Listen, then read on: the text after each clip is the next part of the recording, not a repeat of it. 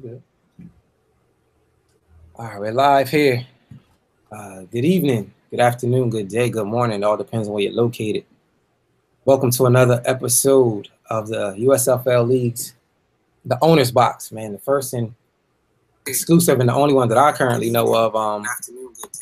PS4 Madden League discussion, live talk show here, where we talk everything, all Madden related topics, everything that's going on in the league. I think we're currently in week 10. I got my co-host with me, Tyrific, the Giants owner. How you doing, brother? How you feeling, man? How you feeling this evening? Or this afternoon, but yeah, you're in Cali, right? Yeah, 302 over here. You know what? I'm tired. The struggle is real. That's life in the big city. So yeah. Had a lot of different things happen the last 2 weeks, especially since the last episode. I lost the game of the week badly, you know what I mean? There are no currently undefeated teams left. A lot of running up the score controversy with the Jets versus the Bills game. People wanted to talk about the early mock draft, Paya's mental health and things like that. Let's go then. Yeah, right. It's, some of that stuff we've been talking about the whole time. So I guess we start. I'll let you lead the segment here, man, with the game of the week, man.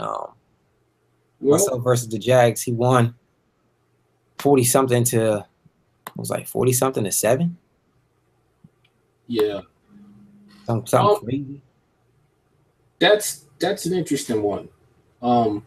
First of all, to keep it 100% real, I'm not used to seeing you on the blowout end of a game, so that was a little eye-catching. We all knew Jags definitely as a player in this league, so it's not super shocking. I think it's more shocking the manner in which it happened. However, I've said for a few owners boxes now, I can't quite tell, but there's something in the air this season in the league. The league is top heavy, but those top 10 to 15 players can beat anybody at any given time. I was just really surprised to see you lose in that manner. One, because you're a model of consistency. Two, I haven't seen you lose that style before, that type of way. But I also know this, it happens. A few people hit me up like, hey, man, like Gates is getting the boots put to him. And I said, you know what? I said it happens because I said, well, the show's supposed to be early. I said, obviously, it's Christmas season. Gates is running and gunning. And I think the competition in this league is so intense amongst those top players that if you're out there Christmas shopping, running errands, doing your thing, and you got somebody like Jags on up sticks for a couple of hours, putting together some last-minute touches and schemes, to me, that makes the difference in the world. I think it's one of the reasons why I haven't had the type of season I'd like. I just haven't had no time to play the game, really, except when I jump on. And my opponents, they're playing the game. And when it's this tight, you lose. So I'd like to get your perspective from you in terms of, because, again, this is an abnormality. I'd like to get your perspective as to what you think happened. To be honest, man, not to take anything away from the Jags. He played a great game. I was running around today, and I just came home. He hit me like, yo, can we play at 4? Before 4, and I'm like, yeah, let's do it. I just jumped on the stakes, no preparation. But I've been doing that kind of like the whole season, as far as just like jumping on last minute things like that. To me, the thing that surprised me, man, was Andrew Luck's performance was trash, man. I mean, I've never, in any match that I ever played, I've never threw 8 interceptions in one game. I mean, I even did something like a simple 5-and-out route to the tight end. He overthrew that.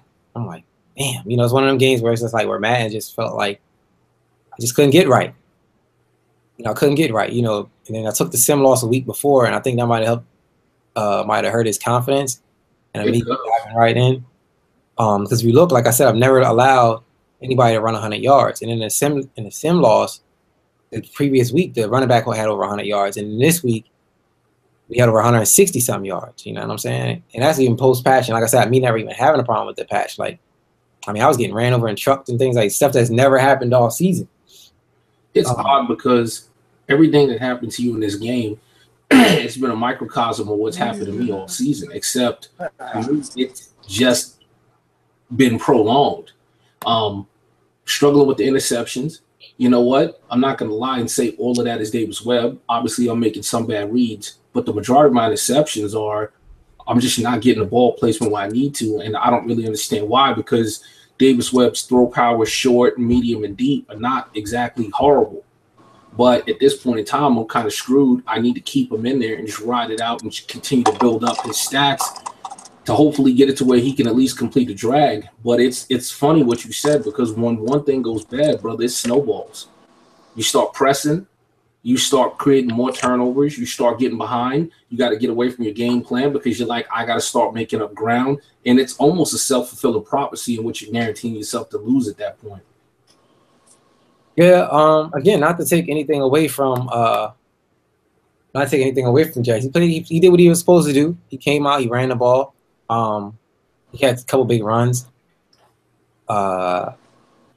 He made some good reads. Again, for me, the throws that I've been making all season, even how you said, like, I run the same couple 4 plays in my scheme, them throws that I've normally make, Luck was just not putting them there, man. I don't know if it was due to the pressure and he was shook or whatever, because you could see certain plays where the receiver was putting his hand up and the ball was just sailing way past him. Even like the last interception, dude was wide open the end zone with his hands up. I throw a bullet to him, a high bullet pass to get it over the linebacker head, and he still jumps and picks it anyway. I just knew, like, this is crazy. You know what I'm saying? Like, yo, like, this is totally crazy. You know what I'm saying? So, shout out to the Jags. You know, I just sit Luck down. We gotta have a conversation, find out what's good with him, fine tune some things. I never even established a running game because I was down so early, so fast. Again, man, it's just 2 games, man. The sim loss and this loss doesn't affect anything for me. I'm still going to the playoffs. I'm still going to run our division. I mean, it helps the Saints, gives them motivation because we're now have 2 losses. But I play him next week, so he'll just feel the wrath of that. And and there ain't a point in moving forward. Like, you know what I'm saying? I'm like Cletus right now. I feel like Cletus took them 2 losses. We couldn't sleep at night with the quarterback sneak and he fell short. That's how I feel. Like, yo, even Will hit me up like 8 interceptions, bro. Oh my God. Like, and I'm thinking, what, did I throw that in 2 games? And he's like, no, you threw that in 1 game. I'm like, dang. It happens, man. It happens. The game where I played WAP last, that ain't a characteristic for me. But again, when you don't have your team right, your quarterback's not making throws, you get down early. Yeah. I mean, I was running the ball effectively in that game, but it's like, man, I let someone start breaking off 80-yard runs. I got to throw that ball back up in the air. You're playing right back into what Jags and Wops and these guys want you to do, and it goes down. Yeah. It was crazy. I mean, shout out to him. Not a problem, man. I'll shake it off. Just get right back to the lab, and but after the show, I'm probably just running some of the same stuff over again to make sure that he's all right. You know what I'm saying? To see if his confidence is all right. And then we know how much of that was me. I'm gonna watch the game, make sure I made the right reads. How much of the ever since it's funny. Ever since the Texans game, myself as the user, my pass protection has been a little iffy. You know what I'm saying? I'm not holding on to the ball enough where I normally would have sat still in the pocket. Now I'm like hurrying up and rushing it. You know what I'm saying? Because the line is breaking down on me. I need to see where is the line, how much of the line is breaking down on me, how much is that me not trusting my line. You know what I'm saying? You had a key loss in your sim loss. I think you lost a left guard. Was that a starting left guard? Yo, it's funny. He's not hurt, but on that at least it says he's hurt. Okay. But in the game, he seems to be in the game. I need to check. Maybe he did get hurt. I don't know, but I didn't see it. But even still, that's still not an excuse for the performance he had, man. Like, no, it's not. But I mean, if you're talking about the line breaking down and things of that nature, you got a key starter out on the line. Subtly, it does play a little bit into things.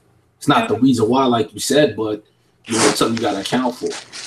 Yeah, that is. But yeah, shout out to Jags, man. He avenged his brother. I know that was his purpose and goal. It's fine. It's fine. Like I said, Saints, I play them next, and they'll just feel the wrath of that, Yeah.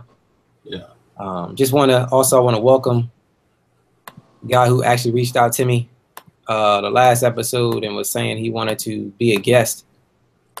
The Miami's Dolphin owner, Young Dolph, has just joined us on the show. Good evening, good brother. Looks like you had the job right here sneaking on this conversation. Man. I'm at the workplace chilling, but it's okay. They know what I'm doing, and it's all good, man. Shout out to the Jags, man. He doing his thing out there. He did his thing out there today. I thought it was gonna be a tough one, but man, it was a good game though. Yeah, a good game. Yeah, he was definitely the heavy favorite. I mean, I was definitely the heavy favorite just based on my consistency, my record. But Right. I know for the AFC, that's probably a huge win, especially when I've been coming up here on the show bashing you guys, and you know what I'm saying. So it's cool. One for the AFC, but it's not the Super Bowl. Let's not get it twisted. We're still up 2-0. It's Oh bad. yeah, no. But Yeah, for sure, it's definitely a tough. more. Yeah.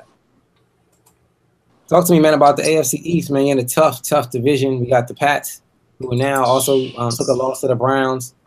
Cletus is on a rampage. Yourself, how you first of all, welcome to the league. This league, how give us a little history of yourself as far as have you been playing competitively on these leagues, these CFMs? How does our league fare to the previous competitions you had? Well, right now I'm just kind of new to everything. I mean, I'm in another league uh, with Jags and his brother. I'm in that league. I mean, mainly just use that league so we can work on stuff that I'm doing. I can get better. Just trying to get better every day. But yeah, he asked me to join this league, so I'm like, all right, I'll do it. He was like, yeah, but you have to play, and you got to stay consistent with it. You got to read the rules. Now that I read the rules all over again, I know the mistakes that I made, and I'm positive they're not going to happen again. But yeah, just gotta do my three game suspension, man. That's all I'm waiting for. So once that's over, I'm gonna get back to it and work on some stuff and try to get better every day. Yeah, so I definitely, I mean, I don't know of the rule violation that you broke. I mean, it's fine. I mean, suspension is what it is. I would suggest take those 3 weeks and then for sure work on your schemes and all of that. But as far as the gameplay on the field, how does our league compare to any other league? Well, the other league that you're in, also just playing head to head online. You speak to it from that perspective. Oh yeah, I do a little bit online. I don't know. I just like the leagues because I feel like they make me better. I mean, online does too, but I feel like I try to recognize what other people do, and I watch other people's gameplay, and I just try to see what I can do to work on it. Just, just simple stuff, man. And like I said again, man, I got the Jags helping me. They helping me out a lot. Appreciate that, and trying to get better, man. I'm in a tough division, like you said before. Patriots and Jets, man, they tough. I haven't played the Bills yet. I probably won't get to play the Bills, but that's a tough call right there. So Yeah. Do you feel like you can even after you take the 3 game suspension and in this season, how do you feel like you'll fare next season? Do you feel like you can make a playoff push, or you think the division is kind of too tough? The competition might be too tough. I mean, I don't think the competition's too tough. I feel like I can definitely get into the playoff spot position. I just gotta figure out how everybody play. I mean, everybody plays different. I feel like I gotta just practice more. Just gotta get better every day. Okay, well, we're definitely looking forward to you shaking up some things. Hopefully, you can in the AFC East. That way, Cletus and Pats don't have an easy guarantee, to the playoffs. Ty, you have any questions for the young Dolphs owner? I don't I don't per se have a question, but I have a comment. I actually played Dolph earlier in the season. Um, I liked what I seen. I didn't I took that game lightly. I didn't know much about young Dolph, but I knew Jags told me, hey, like he's just kind of getting his feet wet, so didn't really put any game prep or time in, and figured, man, I played Jags a ton of times. I played Boone a bunch of times. The game was close. It was competitive. What I liked that Dolph did was he did remind me of Jags and Boone. He was adamant about the run. It wasn't flashy or impressive, but he stuck to it. And it doesn't have to be flashy or impressive. He kept the chains moving. Um, I can tell passing wise, that's where he probably wants to improve a little bit in terms of just scheming out some things. Defense was solid. He mixed it up. And he didn't do anything to hurt or kill himself. So I feel like as long as he sticks to that formula, he's already got the running part down. I like what he did on defense. If he adds in a little bit of pass, I do think he'll be a challenge for anybody because he's not going to do anything that's going to hurt himself, and he's pretty solid. He played smart. Well, Appreciate that, that's definitely a good brother. assessment. Any comments, Dolph, on that? Nah, I just appreciate it, man. I just try to play what I know how to do. And I mean, like you said, I ran the ball pretty well. I just gotta, like you said before, I just gotta work on that pass and passing scheme and see what fits see what fits for me, and that's about it, man. Okay. As far as the guys you played so far, who has been the most challenging for you offensively and defensively? Well, the Pats, man, Patriots, man, they're pretty tough. But once I figure out how to stop that defense, man, I feel like I can get them, man. But because he blitz a lot, so it's just like, man, how can I stop this blitz? So I'm just like, man, once I figure that out, uh, he's pretty tough. Like you guys said, the Giants, he's pretty decent, but I guess he's doing stuff too. But I mean, the Jets, he's nice. Like, I probably won't be able to play him. I think I'm gonna. I probably won't be able to play him uh, again, but it's always next season. I can play him again and just see if we could work on stuff. See if I gotta get everything together, man. I didn't goofed up a couple of times, but trying to fix those mistakes. So yeah, man, I just gotta get myself together, man. Gotta stick with it. Yeah, definitely. Ty and myself, the Giants on. We always speak about that, man. Definitely got to, especially in this league or just any league, really you have to hit the lab. You have to work on your game plan. Just because the game, just so the game can slow down for you, if that makes sense. As far as where reads become so consistent or so easy, you don't even have to think about it. It becomes second nature. That's what a lot of the top guys do, like myself, Ty, Cletus, Bob. I said it last episode. I think Strawn is the most improved player so far this season. Ty, would you agree with that, or It? you say yeah? No, I said that. What I agree with. Yeah. No. You asked me if I would agree with something, and I wasn't sure what you was asking me if I agree with. I said that the Pats was the most. Excuse me. The Pats was the most improved coach so far this season. Yeah.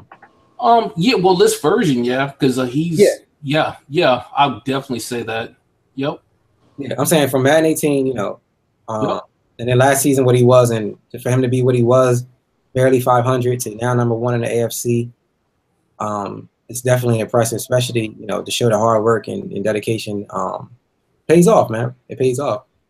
So yeah, definitely. Yeah. So Dolph, man, take these 3 weeks, man. I know whatever will happen, happen. But use these 3 as a training camp. Yeah. Training camp. Oh yeah. Hit the practice field and hit your team around your scheme or your play style. You should be fine, man. You should be fine. Moving forward, let's see here. Can we talk about the playoff picture? How you guys feel that panning out? According to, let's say, Daddy Leagues right now, if the playoffs had started today, we would have Pats 1, Raiders 2, Jags 3, Browns 4, Jets 5, and the Chiefs 6. So, Dolph, from your perspective, you being on the AFC side, us both being on an NFC side, how do you feel about them 6 guys right there? Who was number 1? You said Redskins? No. On the AFC side, it's Pats, Raiders, Jags, Browns, Jets, and Chiefs. Well, I know the Pats, man. They kind of tough. I haven't seen what the Raiders do. I don't think I've watched his games lately. But it's a tough division, man. It's too hard it's too soon to tell right now, man, what could happen right now. Exactly. Yeah. And it's interesting. The guys that are on a bubble are the Ravens, Titans, Chargers, and the Steelers, and they're all 5-3. 5-4. So they're all a game behind the Chiefs, who sit at 5-3. So the Chiefs have some pressure on him to win out. Because it looks like everybody else is chasing that 6th playoff spot. Todd, let me get your perspective on the NFC side. We have Redskins 1, myself 2, the Falcons 2, Green Bay 3, Rams at 4, Saints at 5, and Seattle at 6. So my perspective in terms of what I see with the different teams? As far as the playoff race, any of these guys not, you see them not, these guys pretty solid as far as the playoffs picture. Are they going to still make the playoffs? Are these the 6 teams right now you see winning out and running, going to the playoffs? They're definitely the favorites. The only one that I think could possibly be in a little bit of trouble is Boone. which is shocking, but something's off with Boone this season like it's off with me. I've never seen him play you and you have that type of game against him. He's competitive all the time, but there's something quite off there. I don't know what it is for him. I know you had remarked that Bobby Wagner, the loss of Wagner really kind of changed the dynamic as well as the secondary. Maybe that's it. But something's off there, and I don't think he's firing on all cylinders. You do have Saints that's hovering around there. So I think the first 5 are definitely set. And I'm not saying Boone's not going to make it, but I'm saying that he's not playing the way he normally plays. So if there's anybody that might have a struggle, it's him. I will say this, as controversial as this may sound, I do think Paya is actually the best team in NFC right now. And it's not just because he beat Will. That was definitely impressive. But a few owners boxes ago, I said the quote-unquote top teams, the you and Wills of the world, I said where you guys were going to have difficulty was I felt that Will didn't have an offense outside of the deep ball. Yes, he's got them bruising monster running backs, but he uses them to keep the game going when he's up ahead. He really wants to hit the home run ball. And I felt like if you can take that away from him, he struggled. And I think Paya showed exactly what I was saying.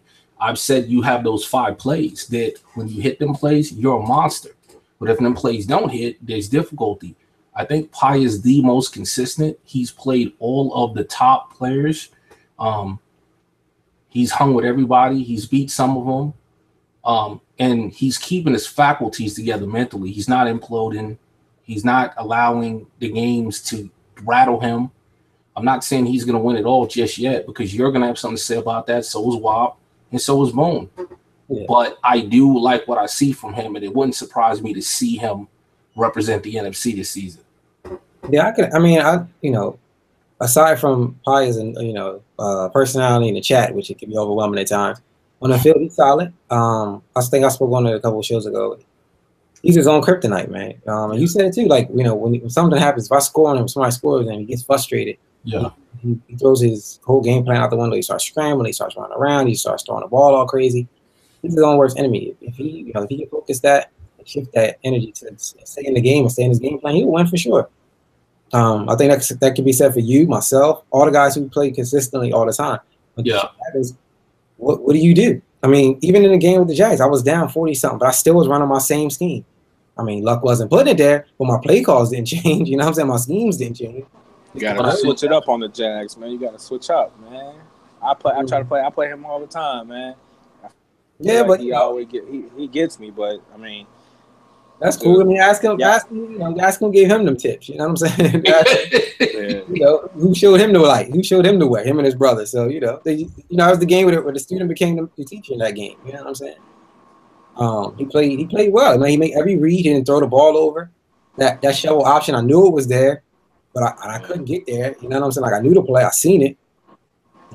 He said he's going 14-2, so gotta watch out for the Jags, man. I gotta give him a shout out, man. So, listen, man. I mean, you guys between him, Jets, and the Patriots and the Raiders, I think you guys, one of them 4 teams will definitely represent you guys well. Yeah.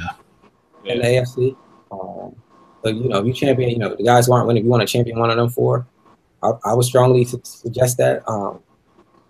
I said that I always say that the Redskins are like the best show on turf. Paya definitely, challenged that, won that game. Like you said, Ty, it was an impressive win.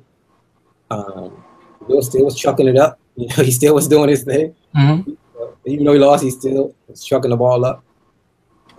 Because and make no bones about it. I mean, Wop was in that game to the very end, and the game could have very easily went every way. But the thing about it, when you play or you play Wop, or you play somebody like that, or Paya, or Cletus, or Jags, you got to play a close to perfect game. Like, I'm with Dolph in terms of switching it up, but I kind of agree with you, Gates. You got to do what you do. Like, everybody knew Michael Jordan was getting the ball when the game was on the line. You knew where it was going, but could you stop it? So it's not even sometimes a matter of switching it up as long as you know how to make your read. So I definitely appreciate the mentality of a you or a Wop or me in terms of, hey, listen, I'm losing or winning, but this is what I do and I'm going to do it. If you're going to beat me, you're going to beat me with my best. You ain't going to beat me because I'm trying to do something I don't do. Yeah. And I mean, even when the score, when he had me about like 21, I still didn't feel like I was out of the game. I was like, all right, let me just calm down, make some of these throws. I came down, and then I threw the interception in the end zone. And then when he had like a play where he like rolled out and the tight end was wide open, and I was just like, I just knew like it's like, yo, it's just one of them games, bro. Like, just like you said, don't get skunked. Yeah, know? Right. Don't get skunked. You know, my phone was going off like crazy. They like, you all right? You good? You know, I'm like, yeah, it's just nobody, nobody expected Mike Tyson to take a loss, get hit by Buster Douglas and shit happen, That same type of situation. It is what it is. He played great. I think it was a morally good win for the AFC, again, because I've been up here talking about the AFC and stuff like that. Shout out to him. It'd be definitely interesting to see if he can take the spot, 1 or 2 spot for the Ravens or whatever. I wonder if Will now switches it up. Not switch it up, but how does Will bounce back from his loss to Green Bay? How do I bounce back from this loss? How much of these 2 losses now brings down the hype behind us? But for the guys like the Booms, like the Rams, like the Saints who are in position, are we now normal? Where we were like Superman S with undefeated records. Does that make sense? It makes sense, but my thing with Will, if I'm Will, I don't change anything, and I don't think he is. Will's gonna do what he does. Like, everybody's not gonna be able to replicate Pi's success. Like, you see that in the real NFL. Somebody does something successful, so everybody says, oh, we want to do that too. But everybody can't be the Patriots and have that blueprint. Like, at the end of the day, Paya plays the same type of game as Will. So he, better than anybody, knows how to stop it. But if Will plays 10 people, he's beating 9 out of 10 people playing that same way. So he doesn't change. You've always been super confident. Your formula isn't broken. You had a bad game. I know you ain't going to panic. The game you lost before that doesn't count. It's a sim. So as far as you're concerned, you're going to continue to do what you do. And again, you know what? You're going to give it your best shot. You're not going to lack for confidence, and everybody's not going to be able to put together a Jags type game plan. That was an abnormality. So, I mean, people can count you guys out if they want, but I think that's foolish. Yeah. I would ask you, man, about your game against the Vikings. Cressy came back into the league. He said that, he's been saying it. He's been hitting me up. He's been saying, like, this is the last year that Pie wins the NFC North. He actually beat me in the Super Bowl last year in the last match. Stopped my back-to-back run. But it was how much of is he still as good as he say he is? I mean, you played him. It's hard to say because, I mean, Creasy's a good player. There isn't anything he does that's spectacular, and that's not a shot. What it means is he's consistent. He is a good user. His offense is good, and his defense is good, but he's definitely beatable. Now, the reason why I say it's hard to judge, that's not his team. He's just learning it on the fly. He hasn't been playing Madden. And Davis Webb, once again, had one of them games where he kept throwing to people on the Vikings team thinking they were Giants players. That takes nothing away from Creasy. What I'm saying is there's a lot of unknowns there, but I do know that the more time he puts in the game, he's going to be a threat, period. That's just what it is. But it's hard for me to judge what I've seen based off that game me and him played. Okay, that's a fair assessment. Dolph, let me ask you, man, how do you rate the I asked everybody who's yesterday, how do you rate the AFC currently? What do you mean? As far as like how you see the teams panning out, who, in your opinion, I'll give you the Daddy League ranking, but how do you feel as though your personal opinion on how the AFC is ranked in players, like top 5 teams in the AFC? Top 5. Man, I guess I could go with the Patriots, Jags, the Jets. Man, I don't even. It's just tough, man. It's just like I feel like everybody out for blood on this league, man. It's just real tough. Everybody talking smack, which is pretty cool, but it's just everybody is. I mean, I feel like it's like competition. Everybody out for blood. Like watching y'all game, I was like, man, I could tell like he's jumping jacks. He's really out here for blood. Like he said, like when he said he's going 14, I was like, oh, I kind of feel it, but man, it's tough, man. I'm telling you, it's gonna be a tough road for everybody. I feel like everybody is out for blood for sure. Yeah, I agree. I think the show, me and Clea spoke earlier. I think the show has brought some new awareness to guys. Like for example, I spoke to the Steelers owner, and he was like, "Yo, like I appreciate the reality check from the last episode. Moving forward in the season, I'm not gonna say anything. I'm gonna just shut up and play." I was like, "Okay, cool. Like, what I'm saying, good luck on the Browns game." And then I look, and he actually won that game, by 10, which is impressive. I said that he needed to win that game. It was a must-win for him, and he's done that. And I think that guys in it, like I find myself watching more games, looking at different play styles, looking at different schemes, seeing user skills and things like that. I think the show has really brought more awareness, lit some fires up under some coaches, and like you said, got everybody playing for blood. A lot of things are going unnoticed. I do want to speak to it, Ty, your opinion. Man, when we break down these teams and these games, how do you feel? Is it hurtful or is it harmful? Or does it help? Or is it, for example, how we talk about Wills, Wops, he throws the ball up, a lot of streaks, don't press him, things like that. We talked about the Browns and how he loves the C routes when he's in trouble. I don't know if these owners would have known those things had we not spoken on those things. That's a good question, and I know where you're going with it. It's like, are we tipping upcoming folks' hands? Again, going back to my analogy, everybody knew Michael Jordan was getting the ball in the fourth quarter with the game on the line, but could you stop it? I can tell you all day long how to defense WAP, but a Lynch, you got corners that can hang with 95 speed Bashad Breeland and 97 speed John Ross. A Lynch, you got a scheme that can generate enough pressure to eliminate the time that his quarterback needs to get the ball up. A Lynch, you have a scheme that's going to stay away from throwing to his users. So, I mean, look, if there's elite players in the league, like let's say a Cletus, right? Is he listening to some of these tips and maybe incorporating some of that? Yeah, possibly. But 90% of the league can hear these tips all day long. But hearing what we're saying and going out and stopping it are two different things. I'm going to leave you with this quote. Love this Mike Tyson quote. Everybody got a plan until they get hit in the mouth.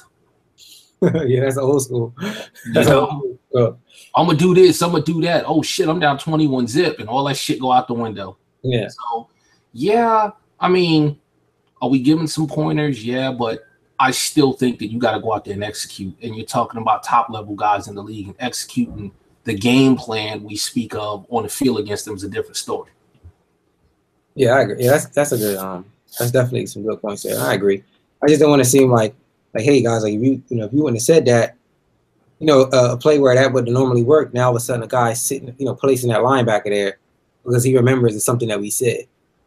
And does that owner does that person adjust or do they still stay with their game plan? No, we just broke down let's say keys to victory.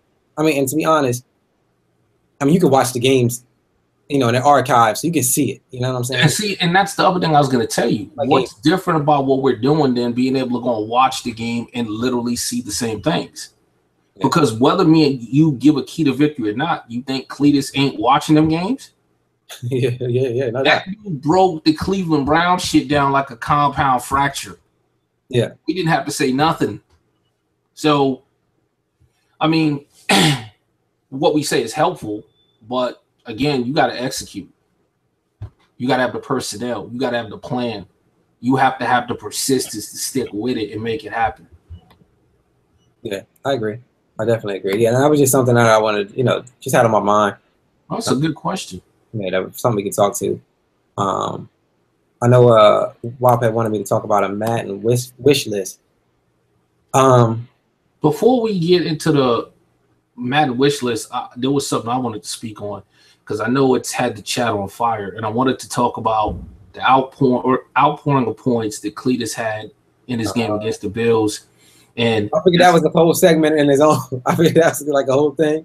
Let's get into it right now. Let's get into it. Well, as a commissioner or admin, whatever you want to call me, I kind of see that game a certain amount of ways. First of all, I always try to keep a neutral, biased opinion, so I don't have a vested interest in having anybody's back or covering anybody. I think anything that Cletus does, Cletus is like Paya. Like, people gravitate to those two names, and people overanalyze what those two do. So if Paya does something with Cletus, it's going to generate a lot more attention than when other people do it. As long as I've been in this league, Cletus has never been about padding his stats. I've never seen Cletus chase awards. Cletus is about building draft picks. He's about converting folks from normal trait development to quick and superstar. But in terms of Cletus looking to straight pull on points and abuse people, I don't see that. When I look at people at StatPad, I look at people that go out of their way for a certain amount of games, 3-4 games, to spam a certain play or a certain player, which tells me, hey, they're chasing something. Games are fluky. You could look at a 73-point game and go, man, this guy, was trying to kill this other dude. But when you look at his actual rushing stats and his passing stats, they were in line. He got a lot of points off special teams. Now, look, could Cletus have turned some of them 7s to 3s? Yes, he could have. But you're kind of in a weird situation when you're up big in the third quarter. You got a whole half a game to play, and your opponent is either have given up, they're not trying to stop you, or they're playing their best, but you're just gashing them. Like, what do? Like, you still got to have some semblance of a game plan. I mean, you can say a bunch of things. You can take out your whole first team. You can not score anymore. You can look to just kick field goals and not touchdowns. But sometimes in the flow of the game, those things happen. I'm not very worried about Cletus violating the rule, and I don't see Cletus as an offender. Now, if Cletus played the next 2 or 3 games and put up 73 points, I think it's fair to say Cletus obviously has an agenda to stat pad. But considering that we've played with this guy for a few years now, and that's not his style, I'm not going to get overly concerned about one game. That's just my take on it. Cool. I mean, I haven't seen the game. I know a lot of people reached out to me and asked me to speak on it. My personal perspective, I guess it depends on the flow of the game. For me, I never really looked at it as stat padding. I looked at it as guys like myself, like you said, the top heavy guys. When the opponent is depleted. You can tell by the flow. I just can't. Your scheme is too much. Your defense is too much. Things of that nature. Me and Cletus spoke on it. And he said he scored 21 early. And then he had 2 punt returns or whatever, made it like 35. And I was wondering, like, it was still like 21 unanswered points for him. For me, I just was like, did you have to score? I didn't see the game, so I don't know. But I was asking him, like, did you have to score? Did you necessarily, you could have, he's like, do I take the knee to hold third and fourth corner? And I was speaking as far as, like, it all depends on the flow of the game, right? Do you honestly know that you were too much for this guy? I think you have some damn good points, Gage, because I talked to Cletus as well, and that's kind of where I was at. Definitely don't think he was trying to stat pad. It's not his style. Could he have done more to keep the game at a more manageable level? Yes. So let's not mistake getting caught up in the flow of the game and bad judgment for stat padding. Like, if they're different. They're different. They're two totally. And that's why I said, right, let's not, like, he probably got caught up in the flow of the game. His creative juices are flowing. He got a pick 6. Yeah, he could have ran it out at the 10 or whatever and did, a bunch of things, but he took it in. I think maybe he got amped up and maybe there was some things he could have did a little differently to slow down the momentum in the game, but I don't think that has to do with he stat padded. If I'm looking and I'm noticing this quarterback threw for 700 yards and he's got a receiver with 300 yards on 3 catches, and his running back's got 500 yards and 8 touchdowns, that's a different conversation. Yeah. And for me, I'm not even talking about as far as the stats goes. I'm speaking on more of a mercy. Could he have shown his opponent a little bit more mercy? I think he could have. I mean, without watching the game in its entirety, there's no way you can tell me when you are able to put up 73 and your opponent had 9 that you don't feel absolutely had to score. The game wasn't in question anymore. Like, yes, there could have been some mercy shown. At what point in your score do you say, okay, it's enough is enough? Right. Like enough is enough. Like, what I'm saying? That was my thing. That was my question to him. I know the Browns had put up 63, you know, and that kind of went under the radar. It wasn't as much fire as it was, like you said, with because it was Cletus. Exactly. You know, so then, you know, to punish him, there's a lot of different ways we can look at it. To punish him is almost punishing him because of who he is, and then you guys not go back and evaluate the Browns. I know guys are looking from a different perspective where it's like, hey, he's an admin, he's a commissioner, and you know, I spoke to him about like, yo, like unfortunately, you have to be the example, bro. Like you said, you know, people, you know, you're different. You know what I'm saying? Like normally, like that could, you know, if the Bills wasn't as cool as he was, that could have made him quit the league. You know what I'm saying? You know what? That's a good point. The only thing I'll counter to say that, because you're right, Bills is a cool guy, but that's the other thing I found interesting. The one guy that was actually on the end of that unmerciful ass kicking had no complaints. Yeah. And yeah, he's a cool guy, but we've all been in games, I don't care if it's in this league, online, where you knew somebody was trying to send you a message. Somebody was like trying to just rub your face in it. And you know when you're in that style of game. And I find it interesting that Bills didn't have any complaints about the actual flow of the game, the way the game played. He didn't hop in the chat. He wasn't negative. He didn't say, hey, like this guy's trying to run it up on me, which tells me a lot about the flow of the game too. Yeah, that's true. You know, and no, I'm just speaking. So let's even using a boxing analogy. If you've been beating this guy all 11, 12, 11 rounds, and you see his damn that brain dead, do you still keep jabbing him, or do you dance around? You know what I'm saying? You know, stopping it. You know what's interesting, Gates? What this conversation, when I talk to you and I talk to Cletus, is making me think, and it's something maybe I'll chat with the other admins about seasons in, the whole conceding rule, right? I know rule-wise we don't have it to where we could concede, but if I'm up on you 50-0 in the third, you get ball first, you throw a pick six, and it's 57-0. At that point, for me, is an admin, I don't have a problem with somebody saying, "Hey, man, like I didn't had enough." Yeah. So, so I'm saying, even if, like you said, I get the pick. Let's say I'm up 50 to whatever. I get the pick, and instead of me running the pick six, I mean, I would love to because it helps my defense, the confidence. But again, now we're getting into, for me, you're getting into the integrity of the league, and it's just based on because of who he is in his position, unfortunately. Right. You know what I'm saying? Because the Browns scored 60 and it was nothing. Cletus scored 70, you know, because that number is so high and because he's such a top guy. And we know the competition, like we knew that the Bills were going to lose that game. People would have bet their house on that. We just didn't expect him to lose in that fashion. The Bills is a cool dude. He wants them type of beatings because he wants to get better. But it's just hard to overlook that because again, you know, from a perspective, like look, Cletus is an admin. We punish him. It's hard for you guys to let that go. But then if I score 60 the next game, then I give the violation. You know what I'm saying? Just from a person who's not in the admin team. You know, that's right. That's why it's so difficult, and you hit it. Tough. It's so tough. Everything you're saying is right, and that's why it's difficult when you look at it, because obviously there's a bias against him.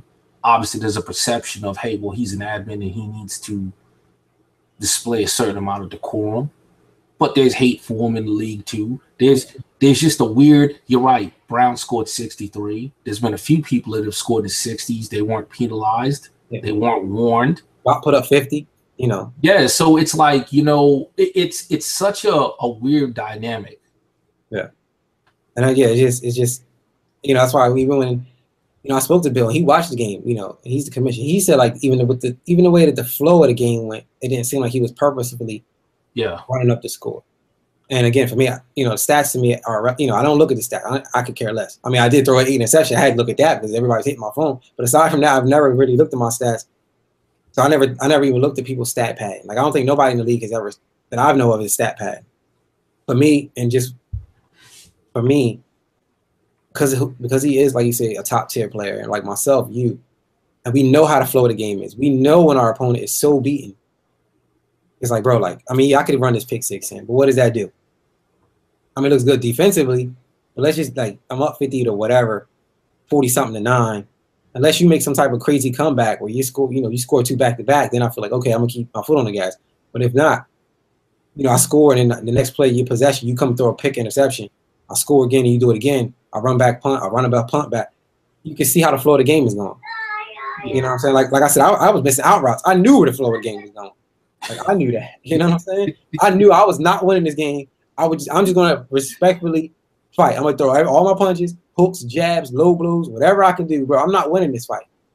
That's what I'm saying. So that's just something you guys. I don't want to be in that position to make that call. However, you guys move forward. You know, I'm just the voice of the other. You have good points. I mean, you have good points. Yeah. And like I said, look, you know, maybe from a judgment standpoint, there's some things that could have been done differently.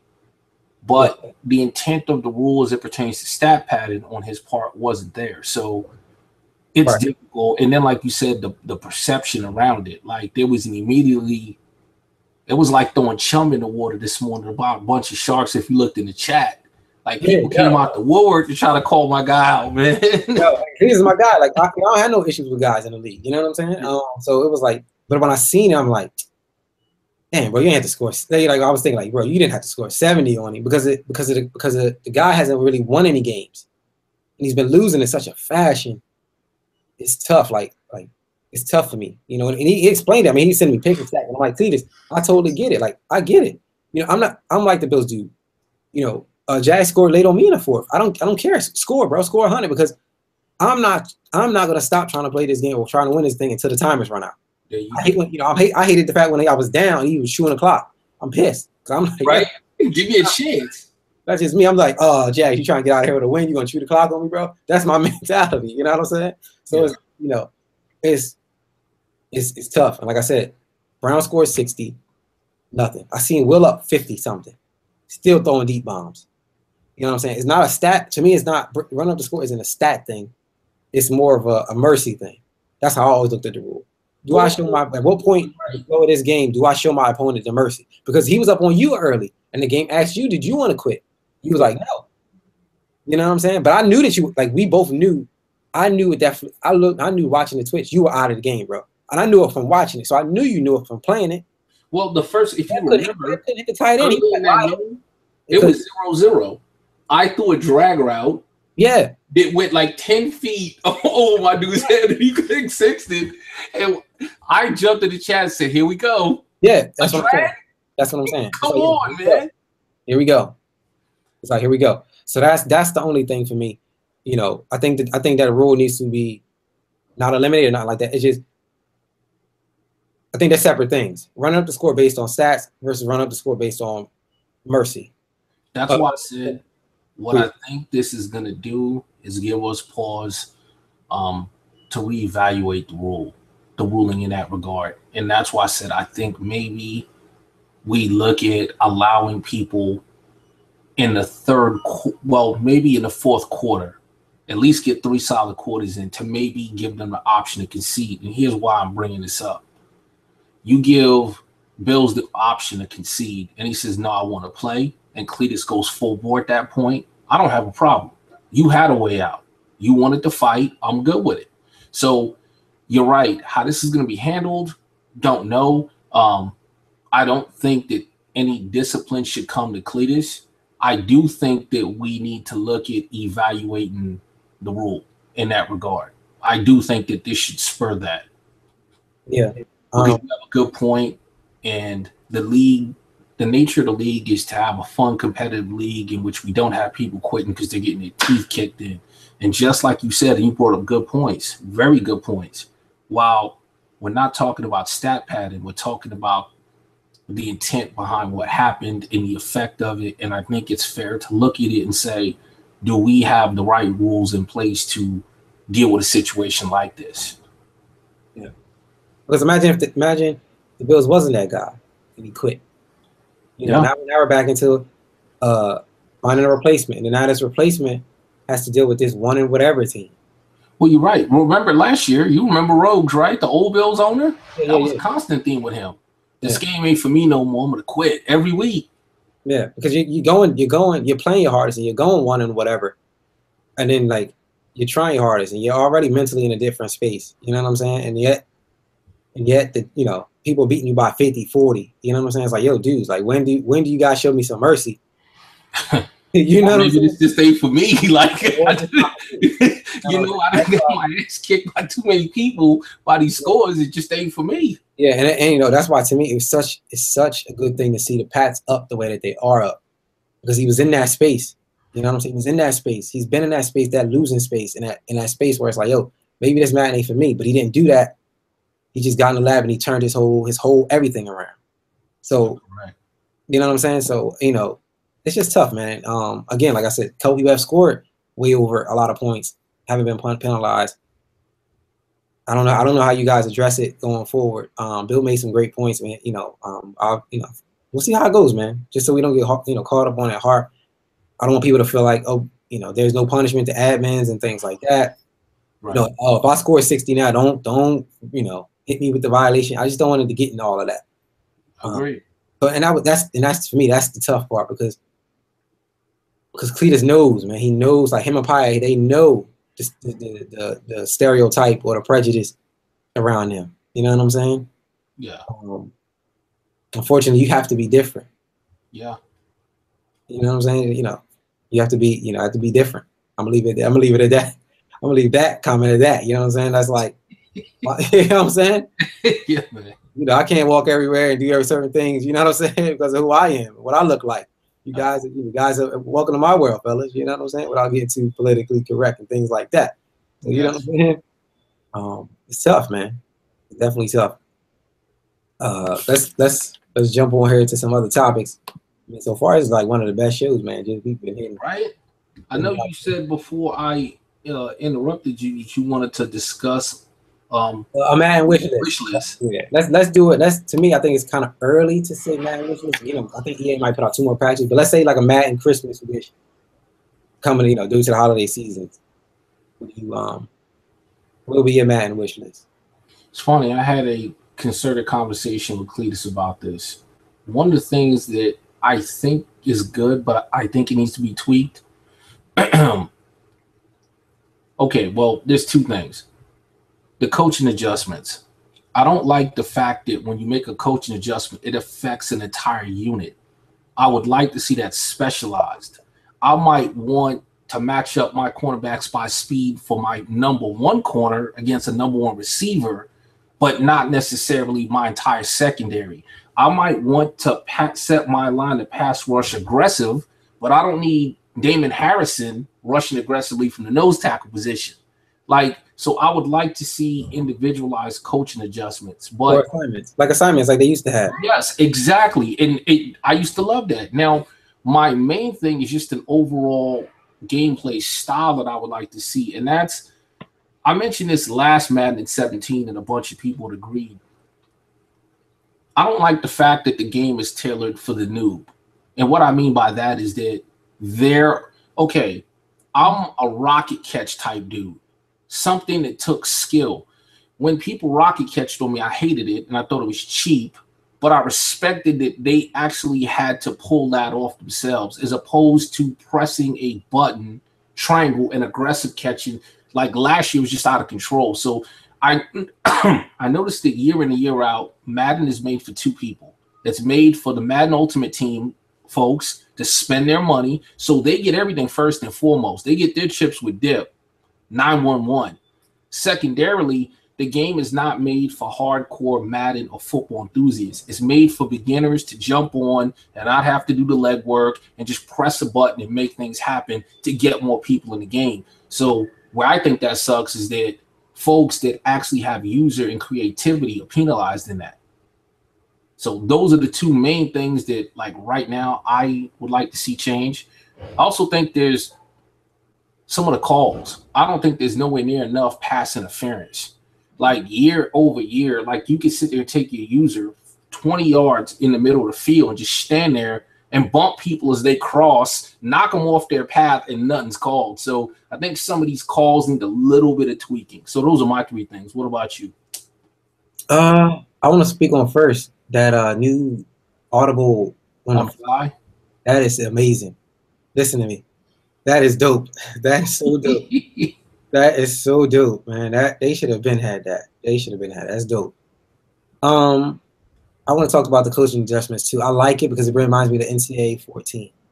However, EA has now patched that to where certain things have happened. Like where I would play the ball or play receiver, I play the ball. Sometimes my safeties are now just standing there.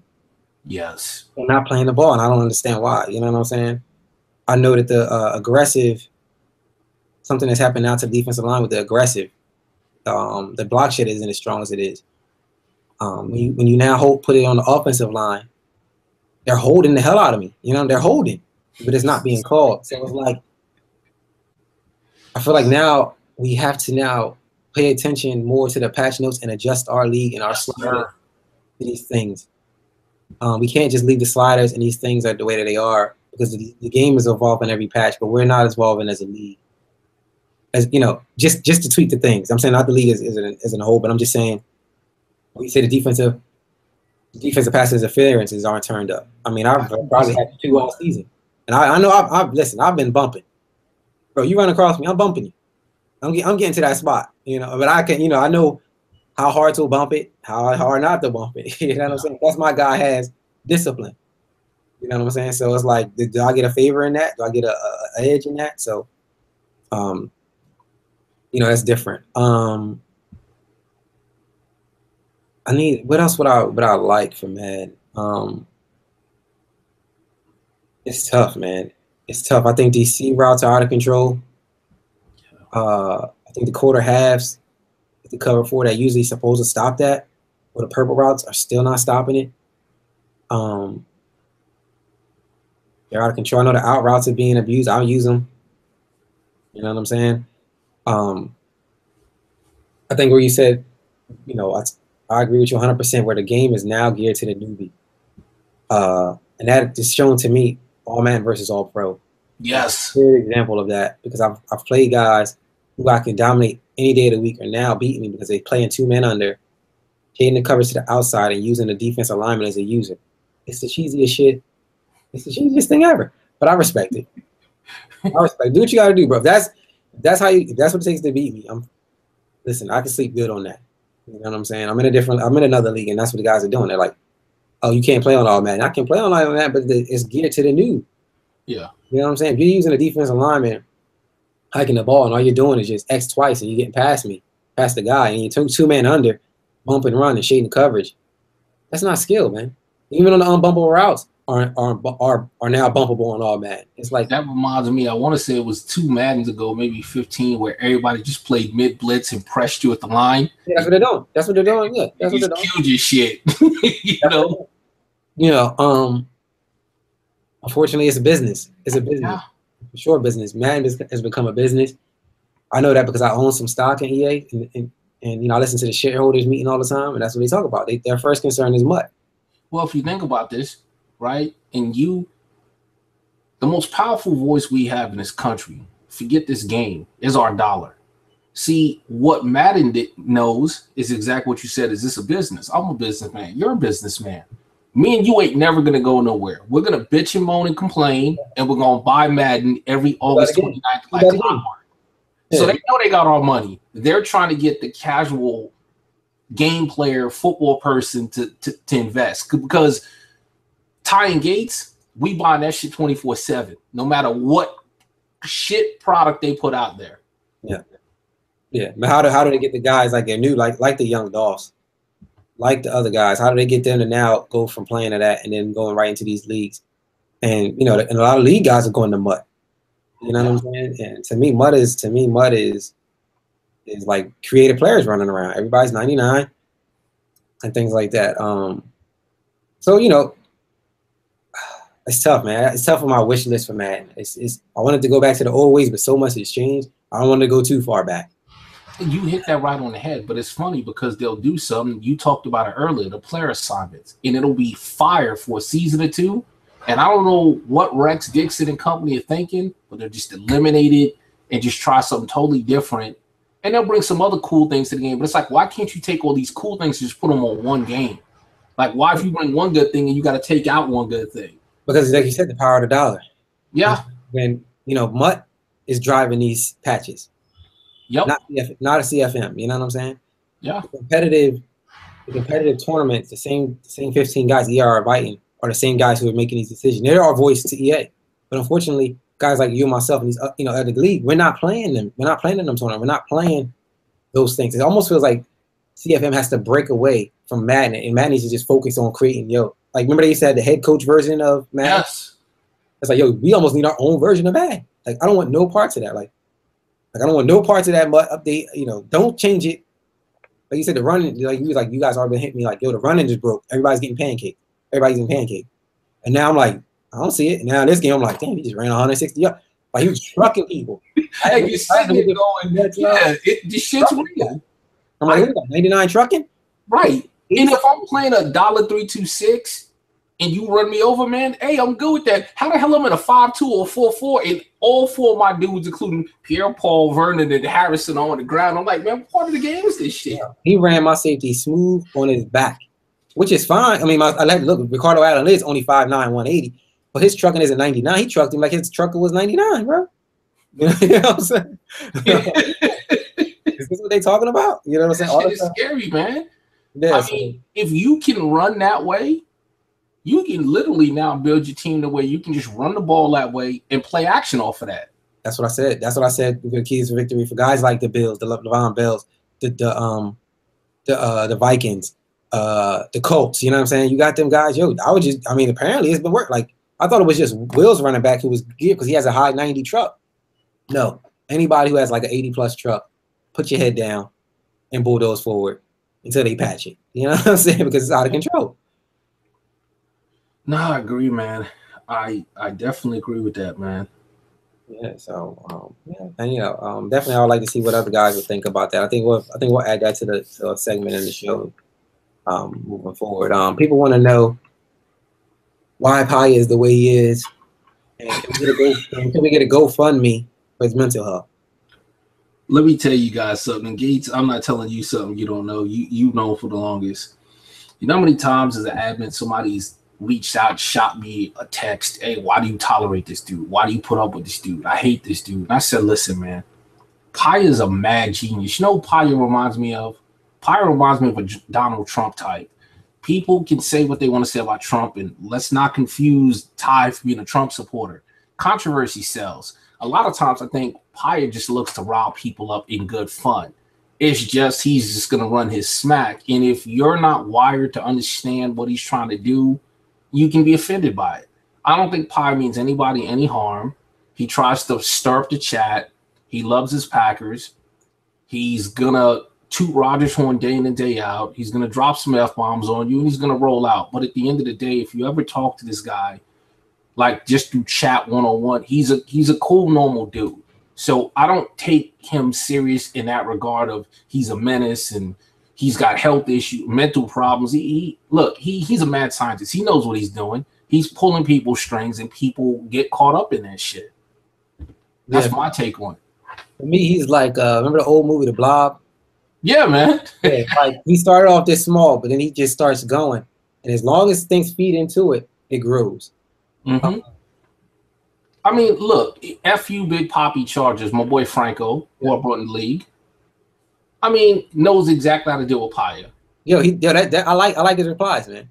He does. You know what? You know what Franco reminds me of? You ever go to the amusement park, you see that whack-a-mole with a little mole pops up out the circle, and you got that mallet, you smack the shit out that shit on the head. Paya pops up out his hole, and Franco pulls out his mallet, smacks the shit out of him. Paya goes back down in his hole, and life goes on. But it's all in good fun and good nature. And nothing's mean-spirited. We've exchanged words, man. I mean, he reached out to me one time I thought was kind of crazy. And I just had to talk to him like on a different level, like, I'm cool, you talking trash, but just how you address me as a man, it's tough. You know what I'm saying? Because I could just come from a different environment. I'm not used to that type of tone from a different man. You know what I'm saying? Like, it was, as an example, he was like, oh, when are you trying to play, faggot? And I was just like, whoa. Yeah, like, whoa, bro.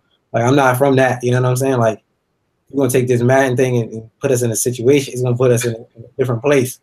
Like, don't let the game fool you. You know what I'm saying? Like, well, it was funny. I don't know if you caught that.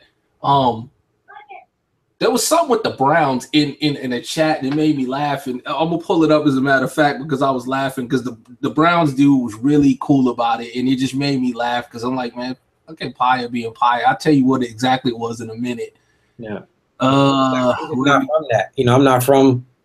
I'm not from that. I wasn't raised in that type of environment. That's. A guy said that to a guy, like, bro, here we go. We getting into something. You know what I'm saying? Something's gonna happen. It's consequences for addressing another man like that. Right. So. Paya goes, holy shit, at Building Steelers beat that punk Browns. My boy Browns, hey, why gotta be all of that? but he dropped the LOL on it. But I get what you're saying, because like in certain environments where you grew up in, or I grew up in, you know, I'm being called out my name, all kinds of, you know, punks and faggots and things of this nature. You know, I can see how it could be offensive, but I think once you understand that he means no harm by it, and you're able to separate, hey, well, this ain't a street guy. He's a guy on Madden just popping off and having fun. Once you can see it in that light, you know, you definitely don't think too much about it. But I definitely do get and see how a new owner coming into the league that catches some of that act feels offended. Or you have some of the older gentlemen in the league. Like I know last year, Rhodes is an older guy. Like it was hard for him a lot of times to deal with Paya being Paya. But I think I'm 3 years in with him now. So it's like, you know, it's another day. You know, him jumping in the chat and saying, shut the fuck up, Tyrific, is like him saying good morning to me. Yeah,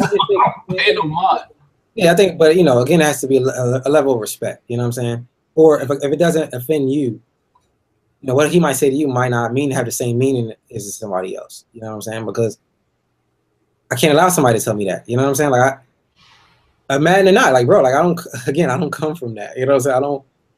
I don't come from that. Like, you know what I'm saying? Like you can't tell. I don't tell no other grown man, yo, shut the fuck up, without being some consequence to it. You know, whether, you know, it's just a level of respect. So see, I agree with that, right? But when he hit you up and he said, hey, when we gonna play faggot? If I felt like there was real intent, like you really felt I was a faggot, or you was really trying to disrespect me on some shut the fuck up shit, that's a different conversation. But knowing it's coming from him, at least my feeling on it is he's not meaning disrespect. He's talking shit in his fun, playful way. Sure. I'm not advocating it. I'm saying I don't take from it. You know what? I'm gonna give you a perfect example, right? The N-word. I don't care what anybody wants to say. There are certain people who may not necessarily be black. There are a lot of black people going to allow to say, hey, what's up, my nigga? Or whatever the case may be. But when you consider the source who was coming from a relationship you have with them, you're going to take that a certain way, as if a random that you didn't know popped off on the street and said, hey, nigga, boo, boo, boo, boo, boo.